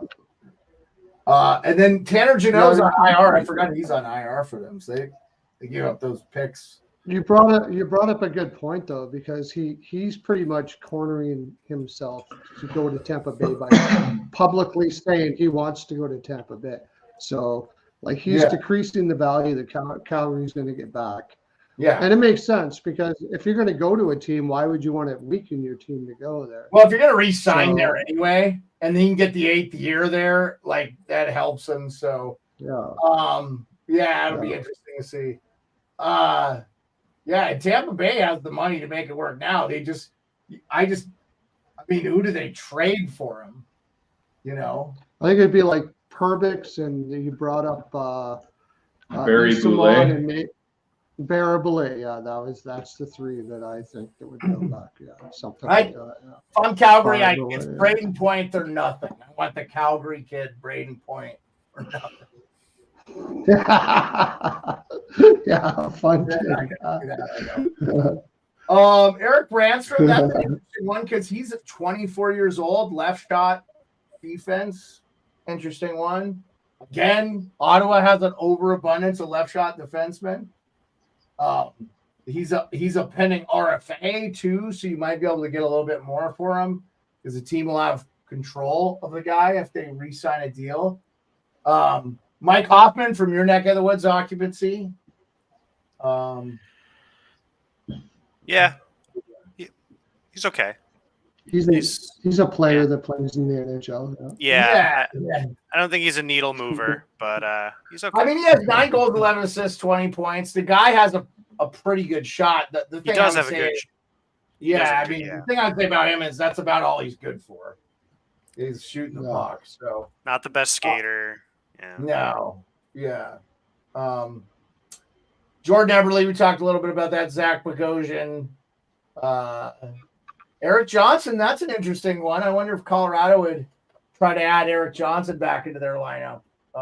He did not look bad in Florida. I was like, he's still moving around the ice pretty decently. I was actually really impressed with Buffalo. If it wasn't for TJ Lethmore and the shitty ass officiating, that might have been I think it was a 3-2 final or maybe a 4-2, but it was actually Buffalo was in the mix. I will tell you too, we don't talk about this much. The most overrated underperforming player on the ice I've ever seen is Jeff Skinner. That guy was worthless out there. I feel so bad Buffalo has to have that contract on their thing. Like, that guy stinks. And he did nothing. And he was on the top line. I felt really bad for Tage Thompson and the other guys that had to play on that line. He was like handicapping him. He's a good skater. He's streaky. He's a very good skater, but that's all he does well. You know. Yeah. You can run around and pirouette or whatever, but just the prop market likes him a lot. I think he tends to get his 3 or 4 shots a night. I think he's in. I don't touch those as much, but I think for Skinner, yeah. Kevin Hayes, Perlo's favorite player, could be available. 10 goals, 12 assists. 2 years remaining. 2 years left. Kevin Hayes in Edmonton, man. I want Kevin Hayes in Edmonton so bad I can taste it. Like, if they don't have anything, he is killing penalties, and they are saying he's strong in his own defensive end now. I wouldn't mind him in Winnipeg. You'd be interested. He was there before. Mm-hmm. He was in Winnipeg for a while. So, yeah, that'd be interesting. Another guy just cut from the Perlo Wisdom cloth, Jack Roslovic. Now, the thing I like about Roslovic, though, is he's not very old. I just know the players that Perlo fucking despises. So. Yeah. Anyway, the thing about Roslovic, though, and I know he's a Columbus guy, he's only 27. Like, I don't know, man. And he's coming off an ankle injury that kept him out. So he doesn't have, he has 4 goals, 16 assists, and 20 points, but he's only played 37 games. He's a guy I'd be interested in. And he was involved in a Patrick Laine trade, wasn't he? Yeah, he was part of it. Yeah. Pat Maroon's a guy you get at too. I know he's banged up. You might have him for the playoffs. Tampa. Kevin Hayes for Jack Roslovic. There you go. There you go. Yeah, I don't know. I mean, the Blues have been playing some pretty good things too. Okay. I think that's pretty much the end of the realistic ones. But there is one I wanted to bring up with occupancy here before we get into previewing tomorrow's games. Kevin LeBlanc is an interesting one. What do you think about Kevin LeBlanc? Yeah, I don't know his stat line this year. Yeah, 2 goals, 5 assists, 7 points, and 37 games played. Yeah, I mean, he could help. He's solid enough, but I don't think he's a needle mover. Yeah. But a good fourth line guy for like a team, like if you could get him to eat a bunch, he would be a decent fourth line guy, right? He's kind of that gritty fourth line guy. Yeah, he's all right. He's all right. Yeah, I mean, it sounds like his confidence is shattered. It appears outside like LeBlanc's confidence has been shattered. A fresh start is desperately needed. Will he get one? I doubt it. Very much kind of in the same ilk as Evgeny Kuznetsov without the cocaine problem. And Evgeny, I would take him over Roslovic. Go ahead, Perlo. I'll let you talk about Roslovic, but real quick, Kuznetsov did report to the Hershey Bears, of course, because he's owed $10 million. So he's definitely going to report. Hopefully he can get his game back, and maybe I think Hershey's like the #1 team in the AHL this year, obviously coming off the Calder Cup win last year. They're 14th in American League history. So as a Caps fan, we can live vicariously through our farm team if we can't live through our one-time Stanley Cup winning team. Go ahead, Perlo. What are your thoughts on Jack Roslovic? And I'm going to get some water. I would take LeBlanc over Rostovich all day. That's all I'm saying. So I would do that. So do you think Columbus is going to be sellers at the deadline, Pearl? You think anyone else on the Columbus roster will move and help some other team?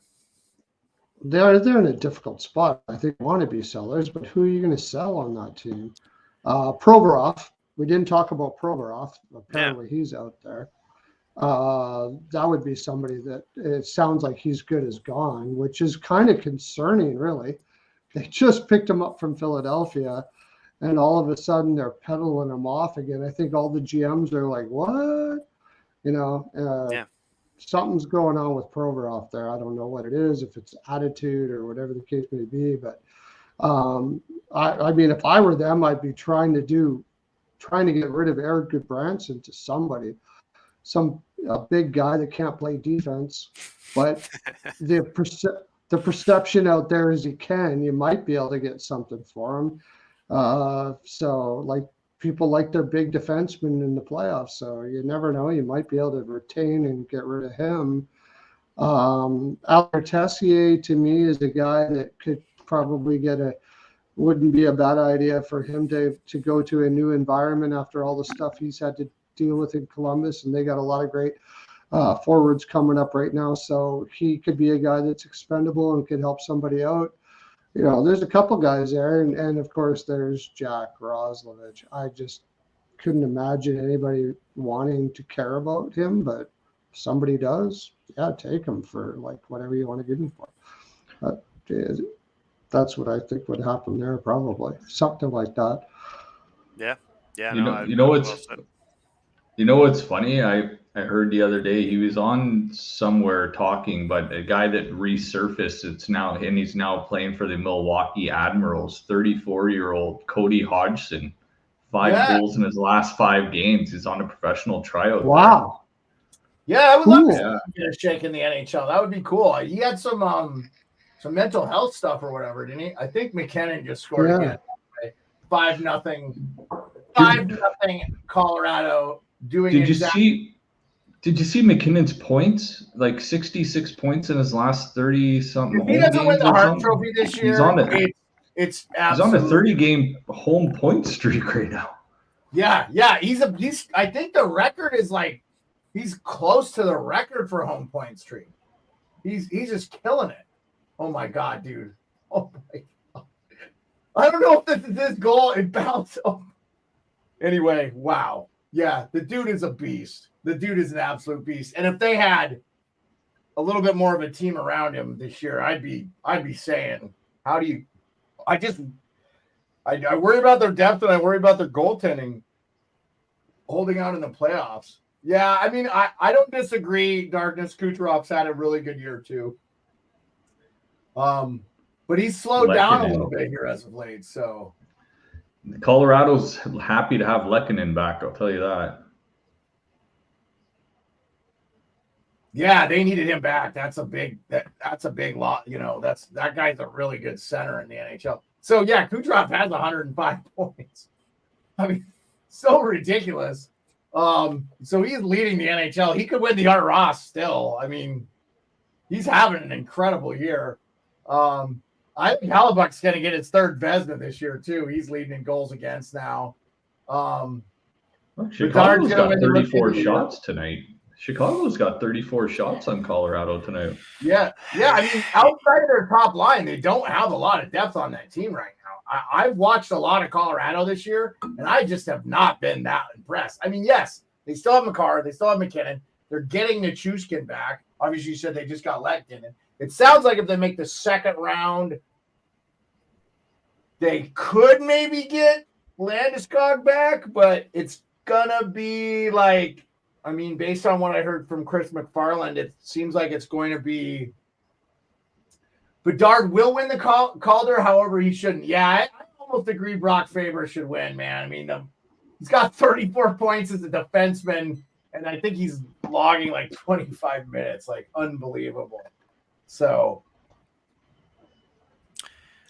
yeah, I've said some things about Justus Annunen on this show, and I mean, what better place to get right than against Chicago? But you know, will Colorado bring in a goalie? You know, at the trade deadline too is a big question. They need one. They need a capable backup just to give. I don't even think Georgiev's been that bad. I think Bednar is just convinced with this kid Annunen. I think Bednar just thinks that this kid can be the backup. So Gorgiev's seen more rubber than John Holmes. I think that they are really, really, really wanting to see if Annunen can be that. That's why they're giving him everything that they can right now, and maybe eventually again. I see them going after like a Talbot from LA or something like that. Like just LA's not going to trade Talbot. Why wouldn't? Why would LA? Perlo, they're in the playoffs. They're not going to miss the playoffs. He's their starter. No, they're not. Yeah, because they're going to get another goaltender. They're not going to. Well, this kid Annunen has played pretty good for Colorado too, but he's just young. He's only like 20. You're going to stick with Rittich and Talbot into the playoffs? Why would they just signed Aaron? They just signed Aaron Dell. I don't think they have a choice, Perlo. Where are you going to get the goalies from? They're just They just signed Dell today.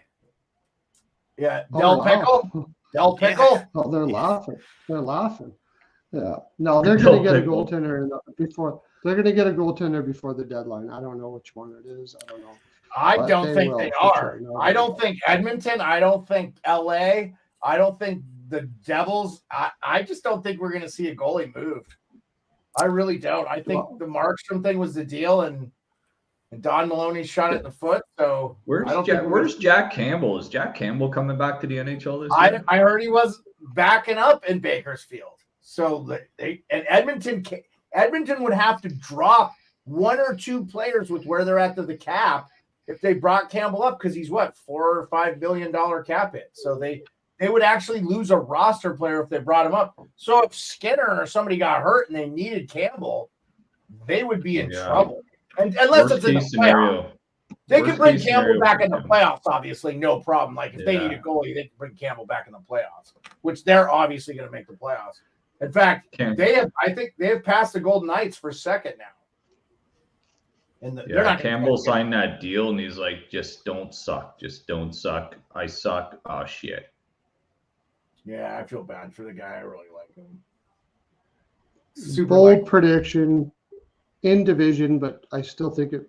I think LA gets Markstrom before the deadline. Really? Yeah.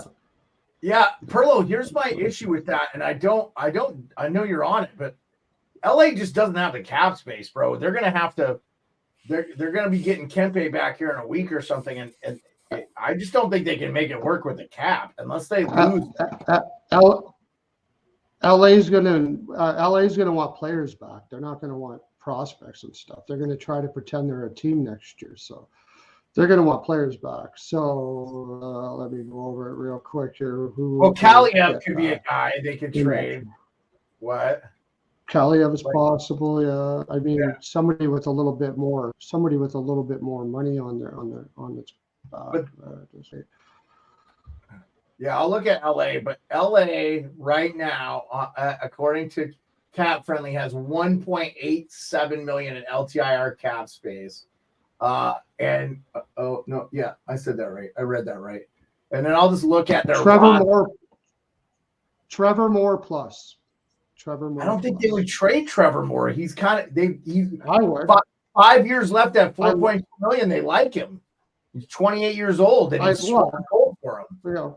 Yeah, but you got to trade somebody you like. I mean, they cannot go into the playoffs with Rittich. They're going into the playoffs. I almost guarantee you they're going into the playoffs. Well, then don't even bother. Like really. Seattle's up 3-1, by the way, and that is a final 5-0 in Colorado. I just don't see where they could move anybody, Perlo. They just don't have. I mean, it's going to have to be a prospect or something, and then. They just don't really have any salary. Cam Talbot makes $1 million. David Rittich makes $875. And you said Aaron Dell, they signed Aaron Dell makes $775. More Talbot and prospects, and they could do it. I mean, Yeah, I just don't see him trading Trevor Moore. I mean, if they get Kempe back, they do have Phoenix Copley on the long-term injured reserve. If they got Copley back, Victor Arvidsson, that's another guy. If they got him back, If you have more and you go into the playoffs with Talbot and Rittich, you're not winning shit. You're not winning shit. You get Markstrom and you don't have more, you might win something. yeah. But I mean, Perlo, I don't think anybody thinks the Kings are going to win now. Anyway, I think they're probably No, the Kings do. You don't go out and get Dubois and do everything that they do. I don't think they're going to make a move. Well, we'll see. That's Jared, my he prediction. asked, hey, do you think the Flames will make a move before Friday's trade deadline? Yes, I do, Jared. I think they will trade, without a doubt, Noah Hannafin. And I think, Perlo thinks Markstrom.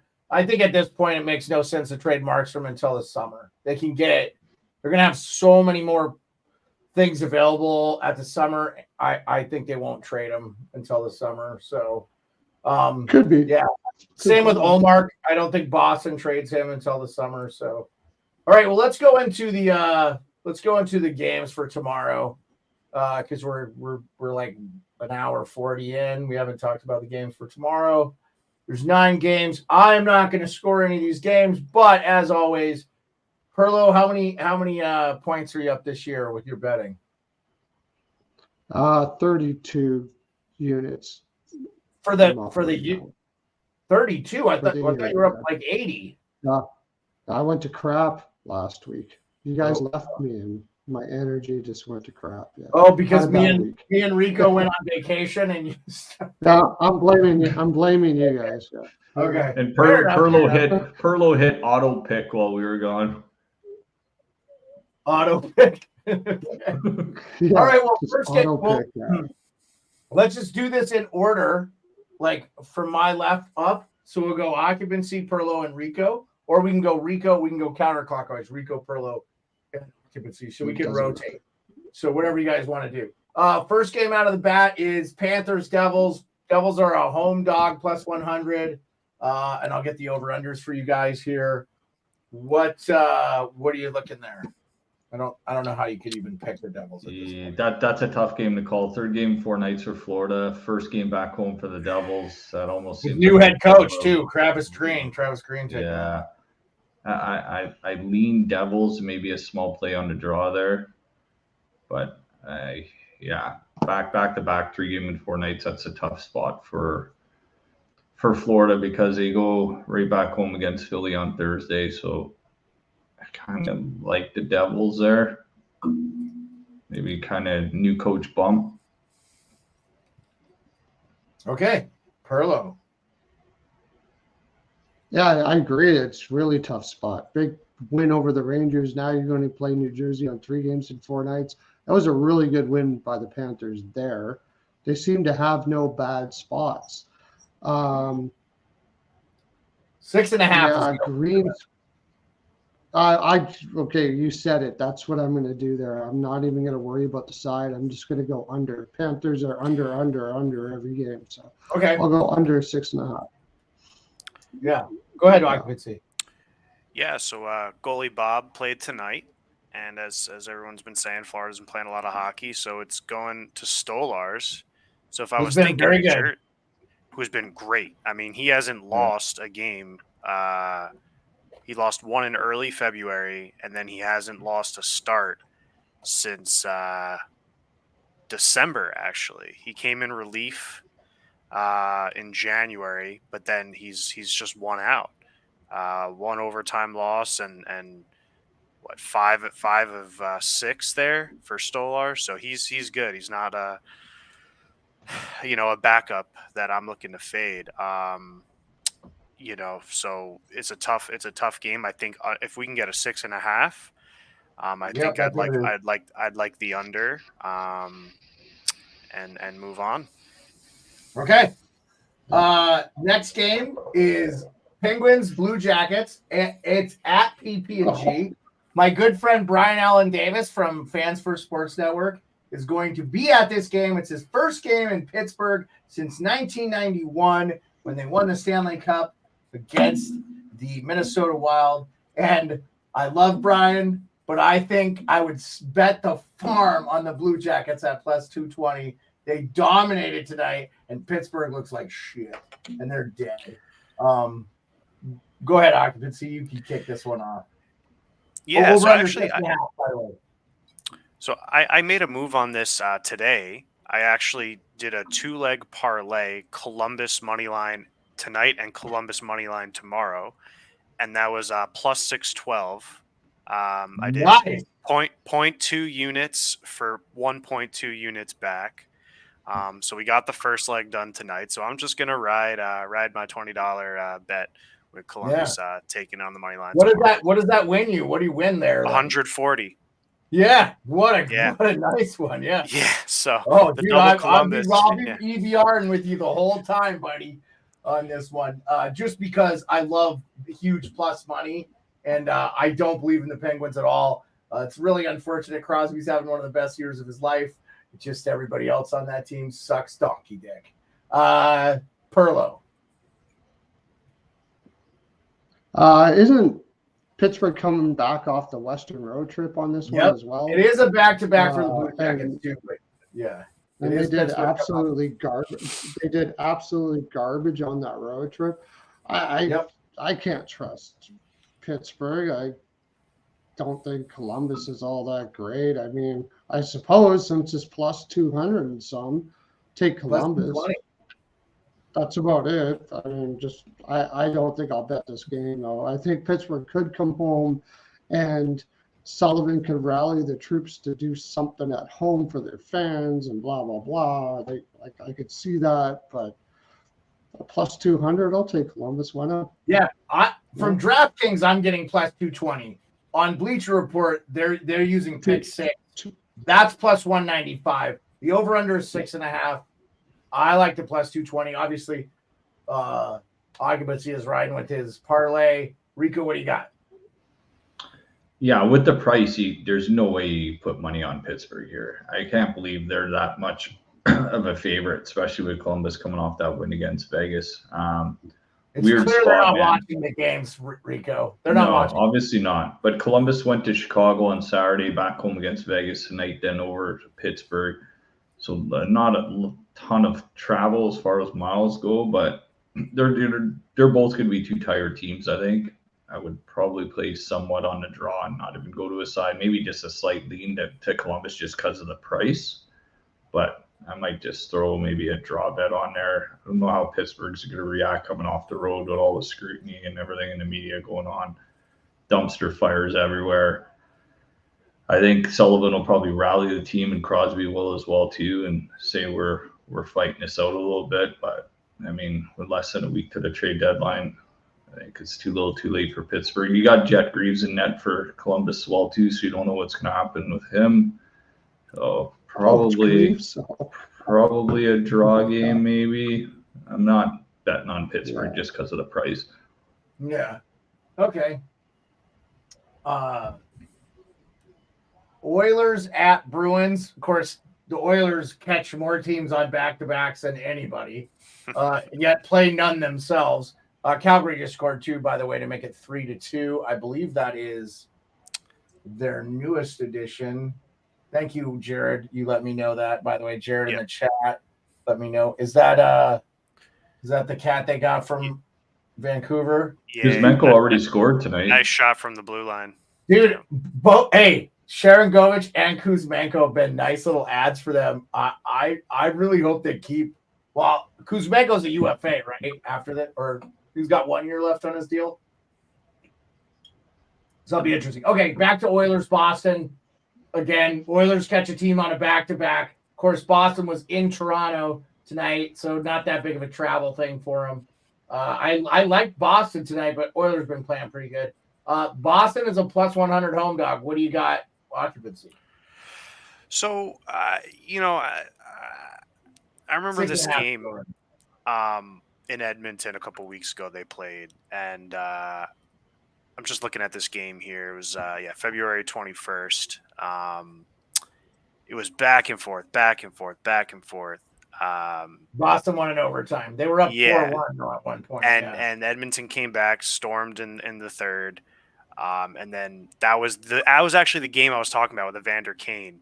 He was the one who Charlie McAvoy put on his ass and had that great highlight reel goal for Boston. Yeah, that was incredible. That was an incredible overtime goal by Charlie McAvoy. Yeah. Yeah, I was on Edmonton that night, so it was I was a little upset, but that's how it goes, But listen, these are two teams that need the points. They need to spark something to keep in the hunt. So ultimately, Edmonton's form is nice. It's 4 wins in a row against tough teams. They're not beating the Sisters of the Poor. They're beating Pittsburgh, Seattle, St. Louis, and Los Angeles. Those are in the hunt teams. So for me, it's Edmonton or nothing. I think Boston, they're win-lose right now. They lost to Vancouver, Seattle, and the Islanders, and then beat Vegas and the Leafs in their last 5. So for me, I'd like to lay, if it's a pick 'em -120, -115 price range, I'd like to take the Edmonton Oilers tomorrow. Yeah, I mean Boston's a plus, is the home dog in everything I'm looking at here. So I got you. Perlo, go ahead. And it's 6.5, by the way, over under. Perlo, what do you got with your Edmonton Oilers? Well, Boston just had a really emotional game against Toronto, and that was in Toronto, and now they got to come home. It's not that much of a flight. It's nothing to do with that. It's just kind of a disheveled spot where the Oilers, I believe, they were pretty prepared for this game. They've had a couple days off, have they not? I thought they played Sunday against. So they played Sunday. Yeah, versus the Penguins team who limped in. Yeah, whose plane broke down in Calgary after they choked that game away. And they were playing with wet shin pads and wet elbow pads after that. That's what they were doing, Pittsburgh. Yeah, so. They literally did not get into Edmonton until 4 a.m. And Edmonton catches them on a back-to-back. Amazing. Right. Amazing. And Boston has Toronto again 2 days later. Yeah, home. Our friend John Duncan's going to be at that game, Perlo. Our friend off the wall hockey, John Duncan, will be at that game. To me, it feels like a look-ahead spot. They care about that Toronto game more than this Oilers game, and I know that the Oilers are a great team in the West, but if they lose this game, it's not that big of a deal. For the Oilers, they go they're on a 4-game. Oh yeah, it's the first game of a 4-game trip out east. So yeah, I'm going to take the Oilers here for sure. Yeah, I would take the Oilers here. It's just not a great spot for Boston. Rico, how are you feeling? Yeah, no, it's a West Coast team against an East Coast team, so it's tough with Boston. Yeah, emotional win against Toronto. Then you got Edmonton sandwiched right in between playing the Leafs again. One thing thinking about Edmonton here too is they're in a bit of a weird spot because they were at home. I think they were on the road they were at home against the Blues and on the road at Seattle, at home against Pittsburgh. Then they go to Boston. But if they can get this win in Boston on this road trip, they play Columbus, Buffalo, Pittsburgh. Then they play the Capitals back at home. So if they can bank points against Boston, they've got a pretty good little run ahead of them. So one thing I don't think is you're going to see a ton of scoring in this game. I think it might be under the 6.5. If I were to think something right off the hop, it might be just two teams playing each other in different conferences, maybe trying to snag a point from each other. So I might play a small play on the draw there. As far as the side, that's a tough call, man. I mean, I have to go Oilers, but Boston can match up well against the Oilers' top line being at home with McAvoy and stuff too. They could just frustrate the Oilers. So, I mean, if I had to take something now, my first thought was Boston until you guys started talking about the Oilers. But, I mean, Oilers might just not come out balls out here knowing that they've got an easy schedule ahead, or they come out full on knowing that if they get this win, it could be smooth sailing a little bit ahead with some confidence for them too. So I'm unsure right now on that game. I'd probably lean to the draw just because I think the under. Yeah. I can see the draw. I like the under. I like the under now. You mentioned it actually. Yeah, that's good. Yeah, That's it good was pick. a high number too, guys. I'm really surprised how high these numbers are. Okay, cool. I want to say it was 6.5. Give me 1 second. Yeah, also 6.5. So, that's a pretty high number. Go ahead, Occupancy. No, I should say, Boston games are usually 6s. So 6.5 is what I'm seeing from. No. So the fact that you get this was there was a spot over the weekend. It was Detroit, Florida. Florida's usually a 6.5 team, but a 6 or a 5.5 like we saw tonight. But they were a 6.5, so we went under. We went under the 6.5 in the Florida Detroit game, and there was a 5-0 game. It was like 0-0 after the first. So I think under would be a good look here.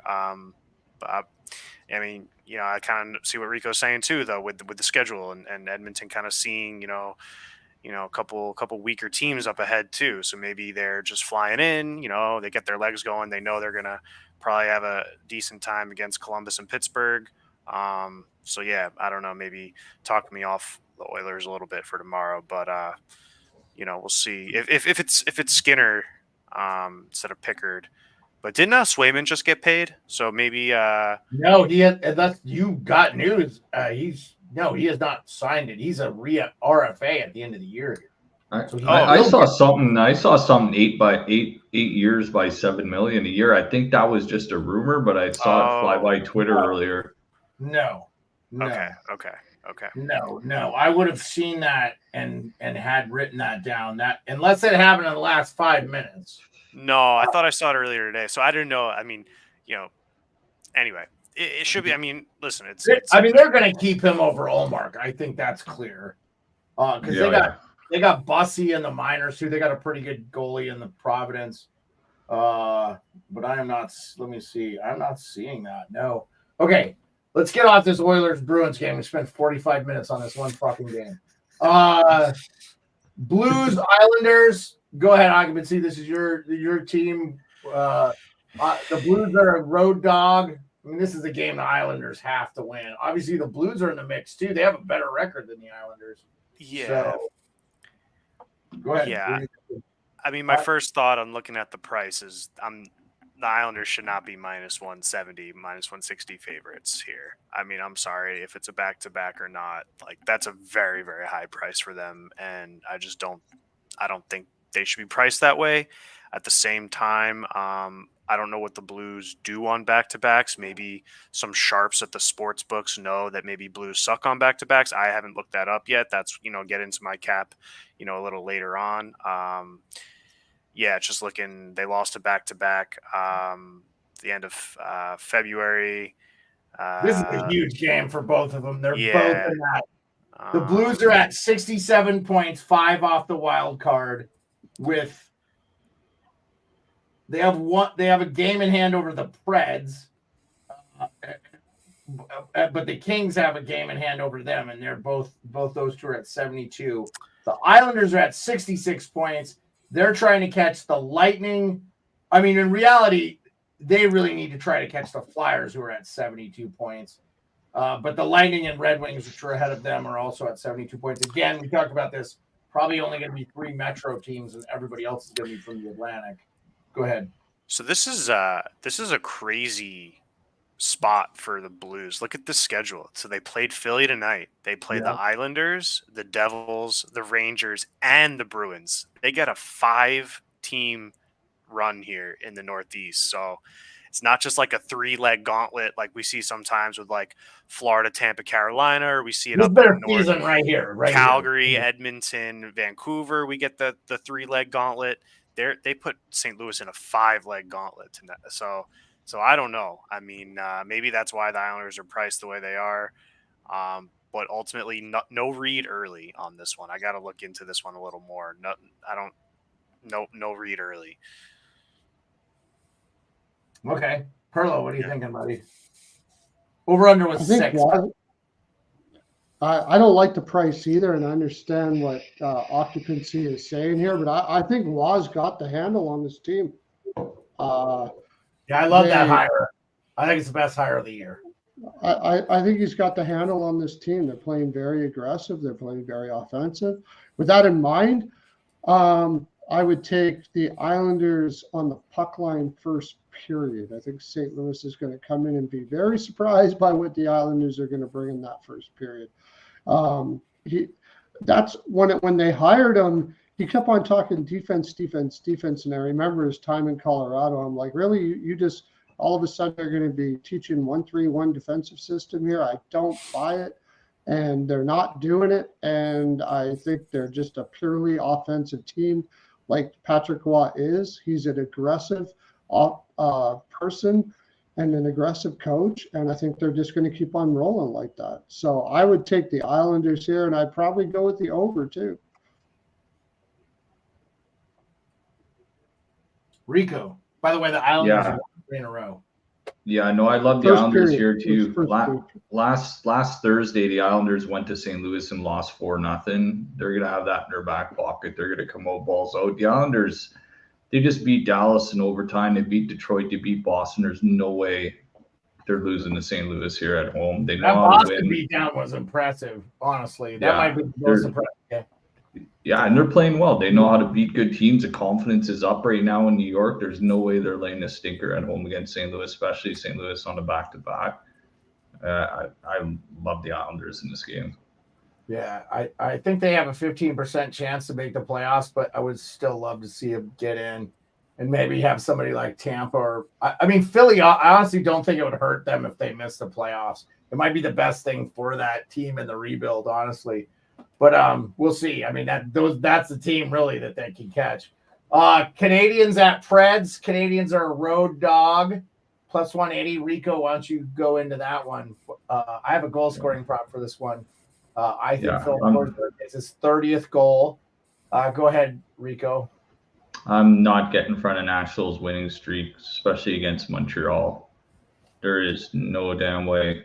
They basically let in 3 goals in their last 3 games, Nashville. Like, they're playing so good, man. And they know they have to keep playing this way, so it's not like they're just doing it for the yipper or anything. So, yeah, I mean, I feel bad for Montreal in this game. I mean, Montreal is going to bring the effort like they always do, coming off two losses. But, I mean, they're horrible in their last 10. They're trying to put up fights against teams. They're not getting blown out. Yeah, Montreal, but they're well coached. Yeah. I mean, there's no way you can go against Nashville. You know when you play a well coached team when you see it. Yeah, I've been impressed with the Habs. As limited as they are on skill, I'm with you. Perlo, where do you think? By the way, the over under in that game is 6. Go ahead, Perlo. What do you think? I definitely.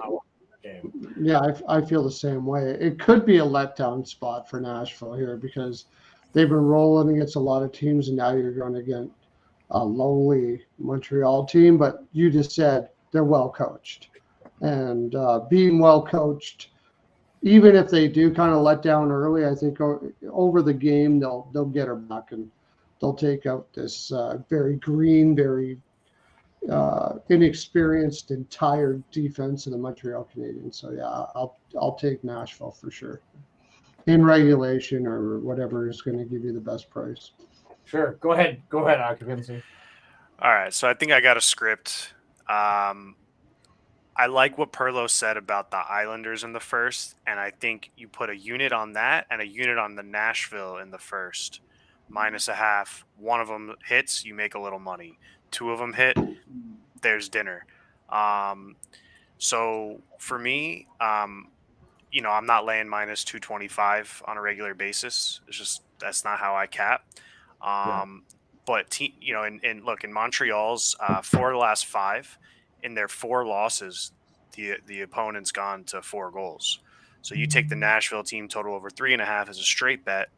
I don't know what the odds for that when that comes out, but that's how to do it. So I'm loving Nashville in this spot. I mean, I don't know what their schedule looks like ahead of this or after this, but Nashville. Look, you're coming off Buffalo, Columbus, Minnesota. I mean, Minnesota's been playing some really good hockey, but by the way, it's 4-2 Seattle. McCann had a nice breakaway goal there. Yeah, go ahead and pipe in with that anytime you see it live. Our good friend Jared Abukal has been letting us know in the chat. I really like this Pospisil kid from Calgary, by the way. What an absolute weapon that guy is. He got his shit fed to him earlier by Kaliev though.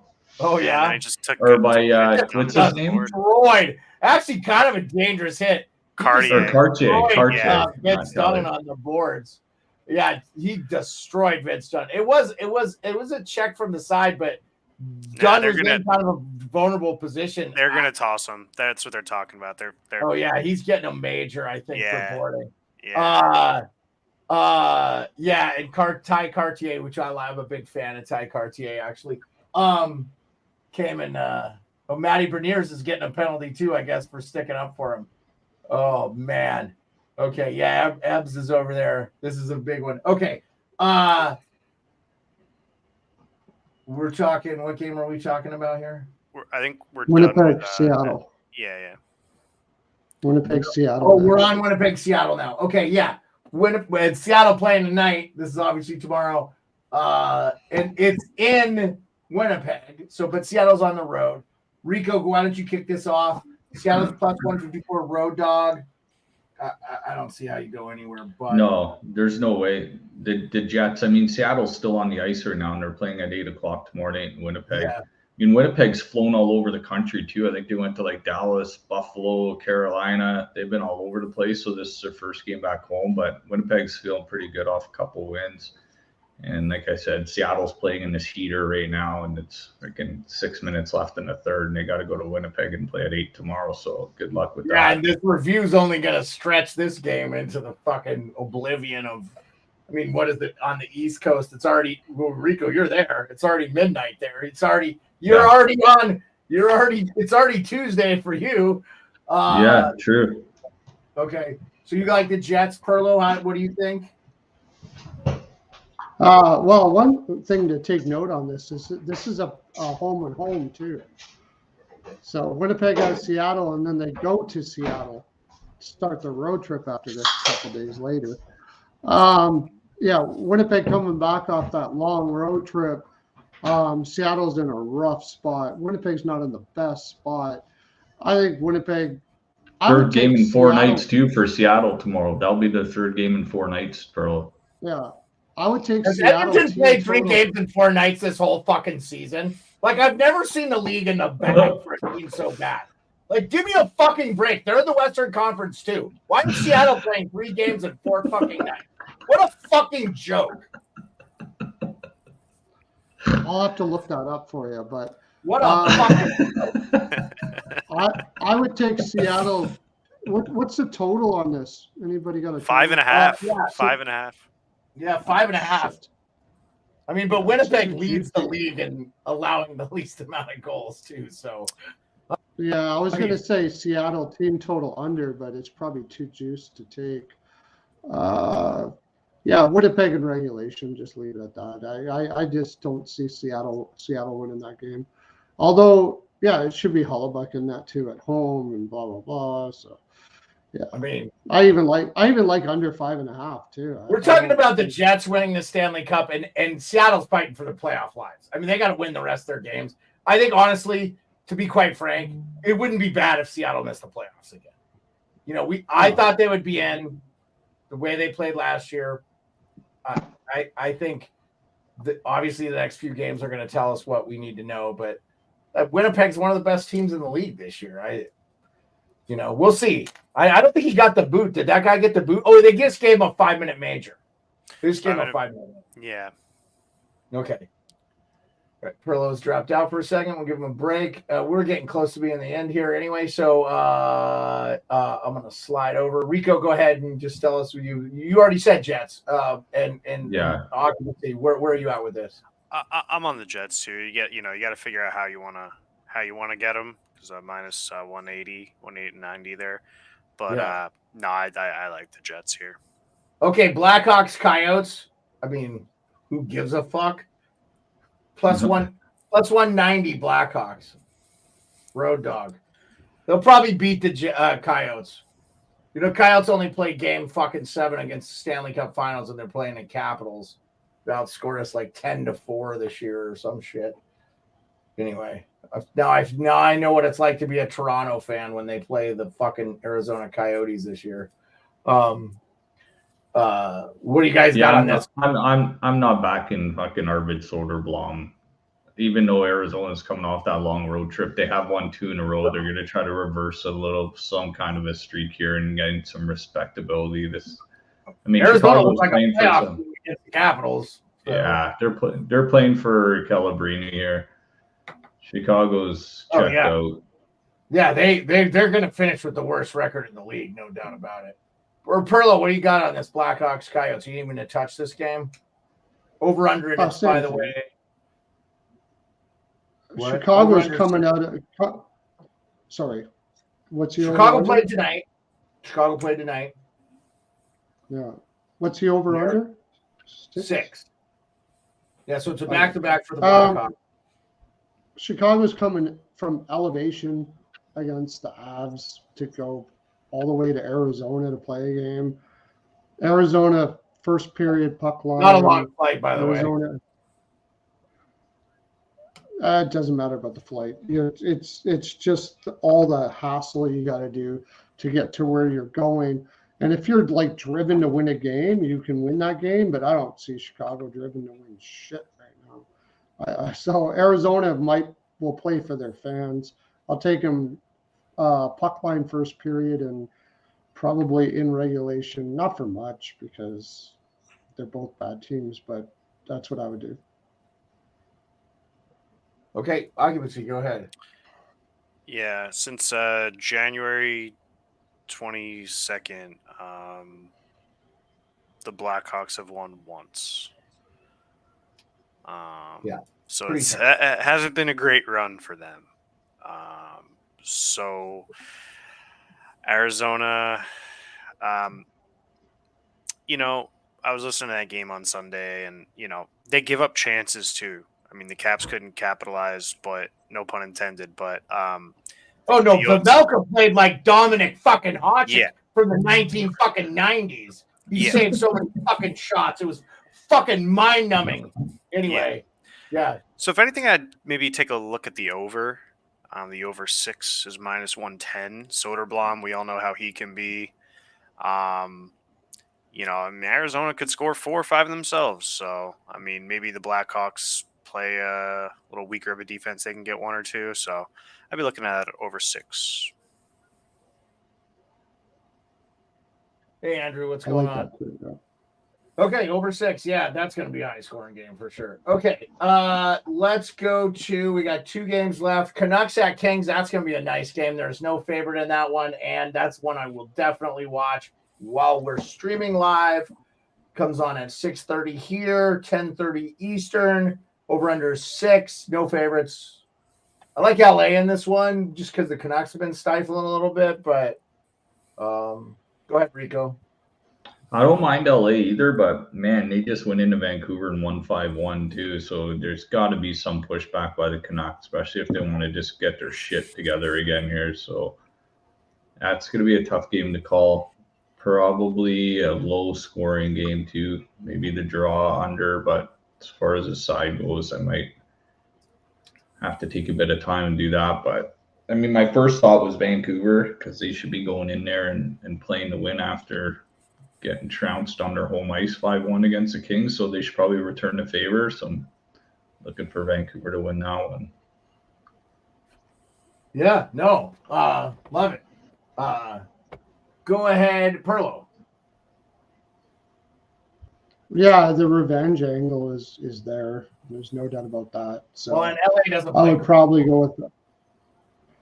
And LA is not a great home team this year for sure. So I would think Vancouver may be able to take this one. I just not so I was calling for regression for Vancouver, and we're seeing it. And I'm not sure if that's going to continue or not. So the side is a little dicey for me. I do like that under, though, with Rico. I think that at the very least, I don't think they're going to be going to try to outscore each other in this game. I think it's going to be a defensive battle, and I think they'd actually be fairly happy with the draw here. So wouldn't mind seeing a draw. Oh, dude, I didn't even realize my microphone was behind me. I'm such an idiot. I've been moving around, so I got thrown off by the porn scandal thing here from the start of the show. I've been sounding like a fucking echo chamber. Anyway, sorry about that, guys. Porngate. Thanks a lot, Tim York. If you weren't on porn sites all damn day, you wouldn't have got them viruses. Anyway, my dog KP was like having nightmares or something rolling around on the floor. So I was like, I was going to roll over him. I'm like, oh, my microphone's not even in. So I sounded like shit for this whole fucking podcast. All right. Just noticed 2 hours and 10 minutes into the show. Way to go, Jeremiah. All right. Occupancy. What do you got in this game? Yeah, it's probably an under type of game. Kings, 4 of their last 4 games have actually landed on 6. Holy shit. Yeah, Tanev and Coleman, yeah. Wow. Tanev and Coleman. Yeah. 2 guys I would love to have on my team, by the way. I don't know what's happening.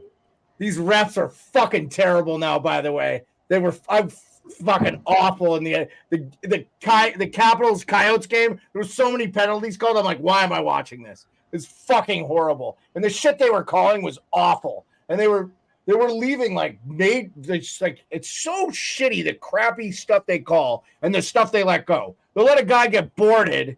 I don't get it. Anyway, craziness. I don't know.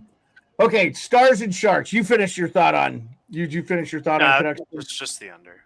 Just the under? Okay, that's where you're at with it.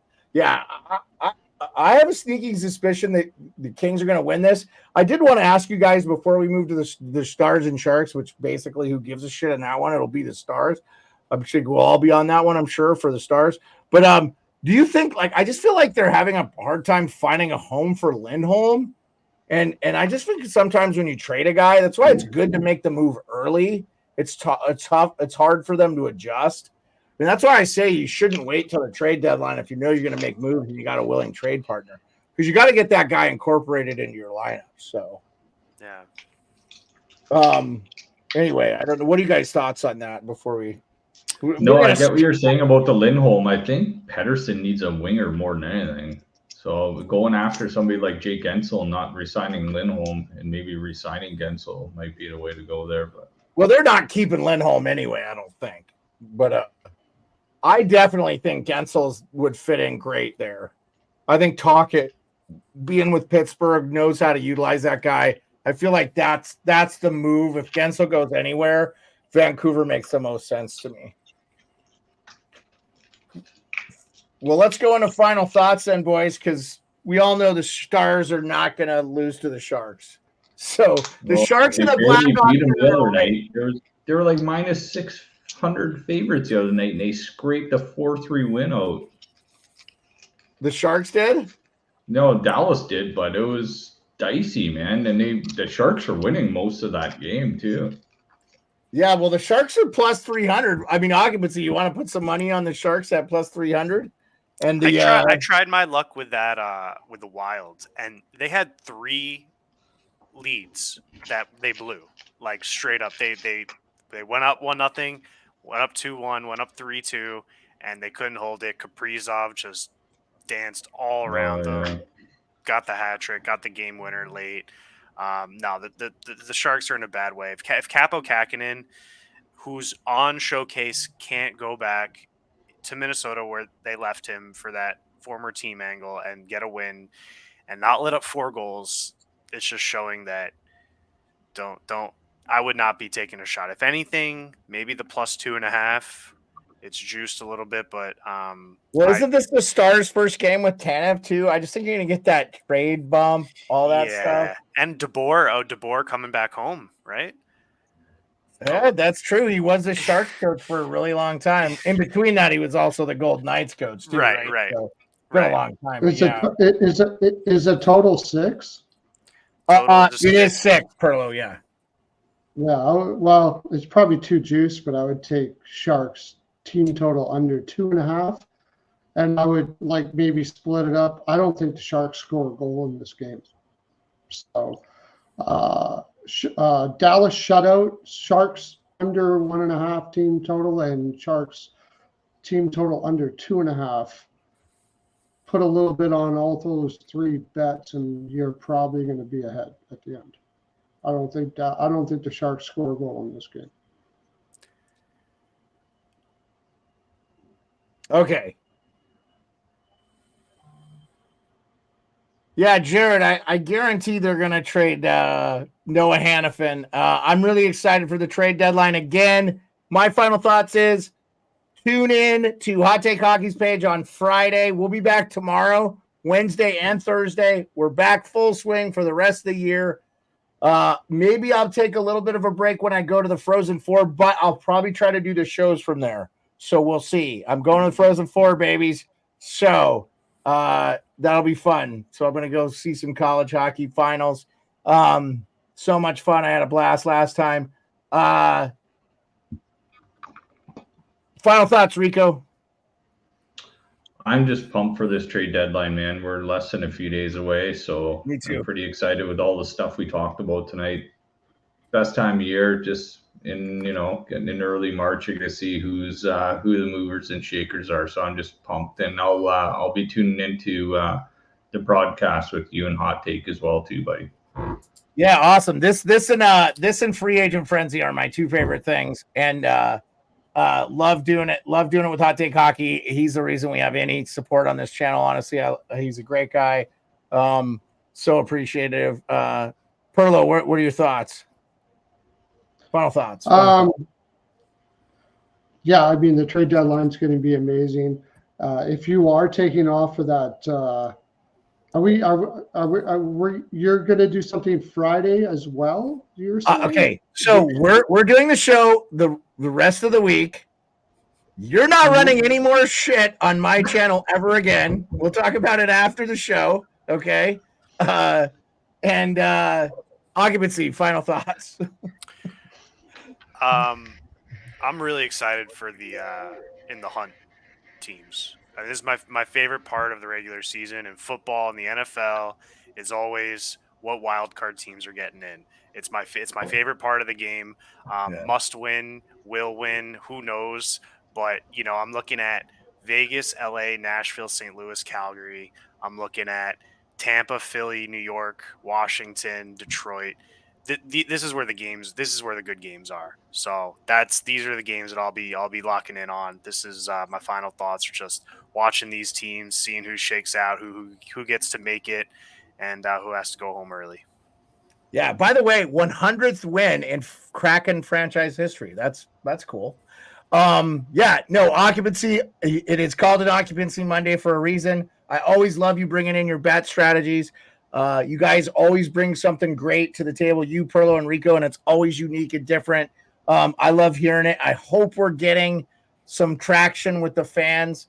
Perlo did a great job of running his own shit while I was gone. I'm sure you guys talked a lot of gambling the whole time and stuff, and great hockey talk. I didn't listen to shit because I was on vacation. So I didn't watch any. I was on a cruise, man. Sorry. I hung out with Kevin Smith and Jason Mewes and watched old and Jason Lee and all the dudes, Jeff Anderson and Brian O'Halloran. Anyway, I had a great time. I don't know if I recommend a cruise, but it was a good time. Really appreciate it. I appreciate everybody being in. We will be back tomorrow, 10 p.m. Eastern. Me, Perlo, and Rico, barring anything. We will see you. You guys don't have to jump off afterwards. Let's have a little post-show meeting. We'll see you tomorrow.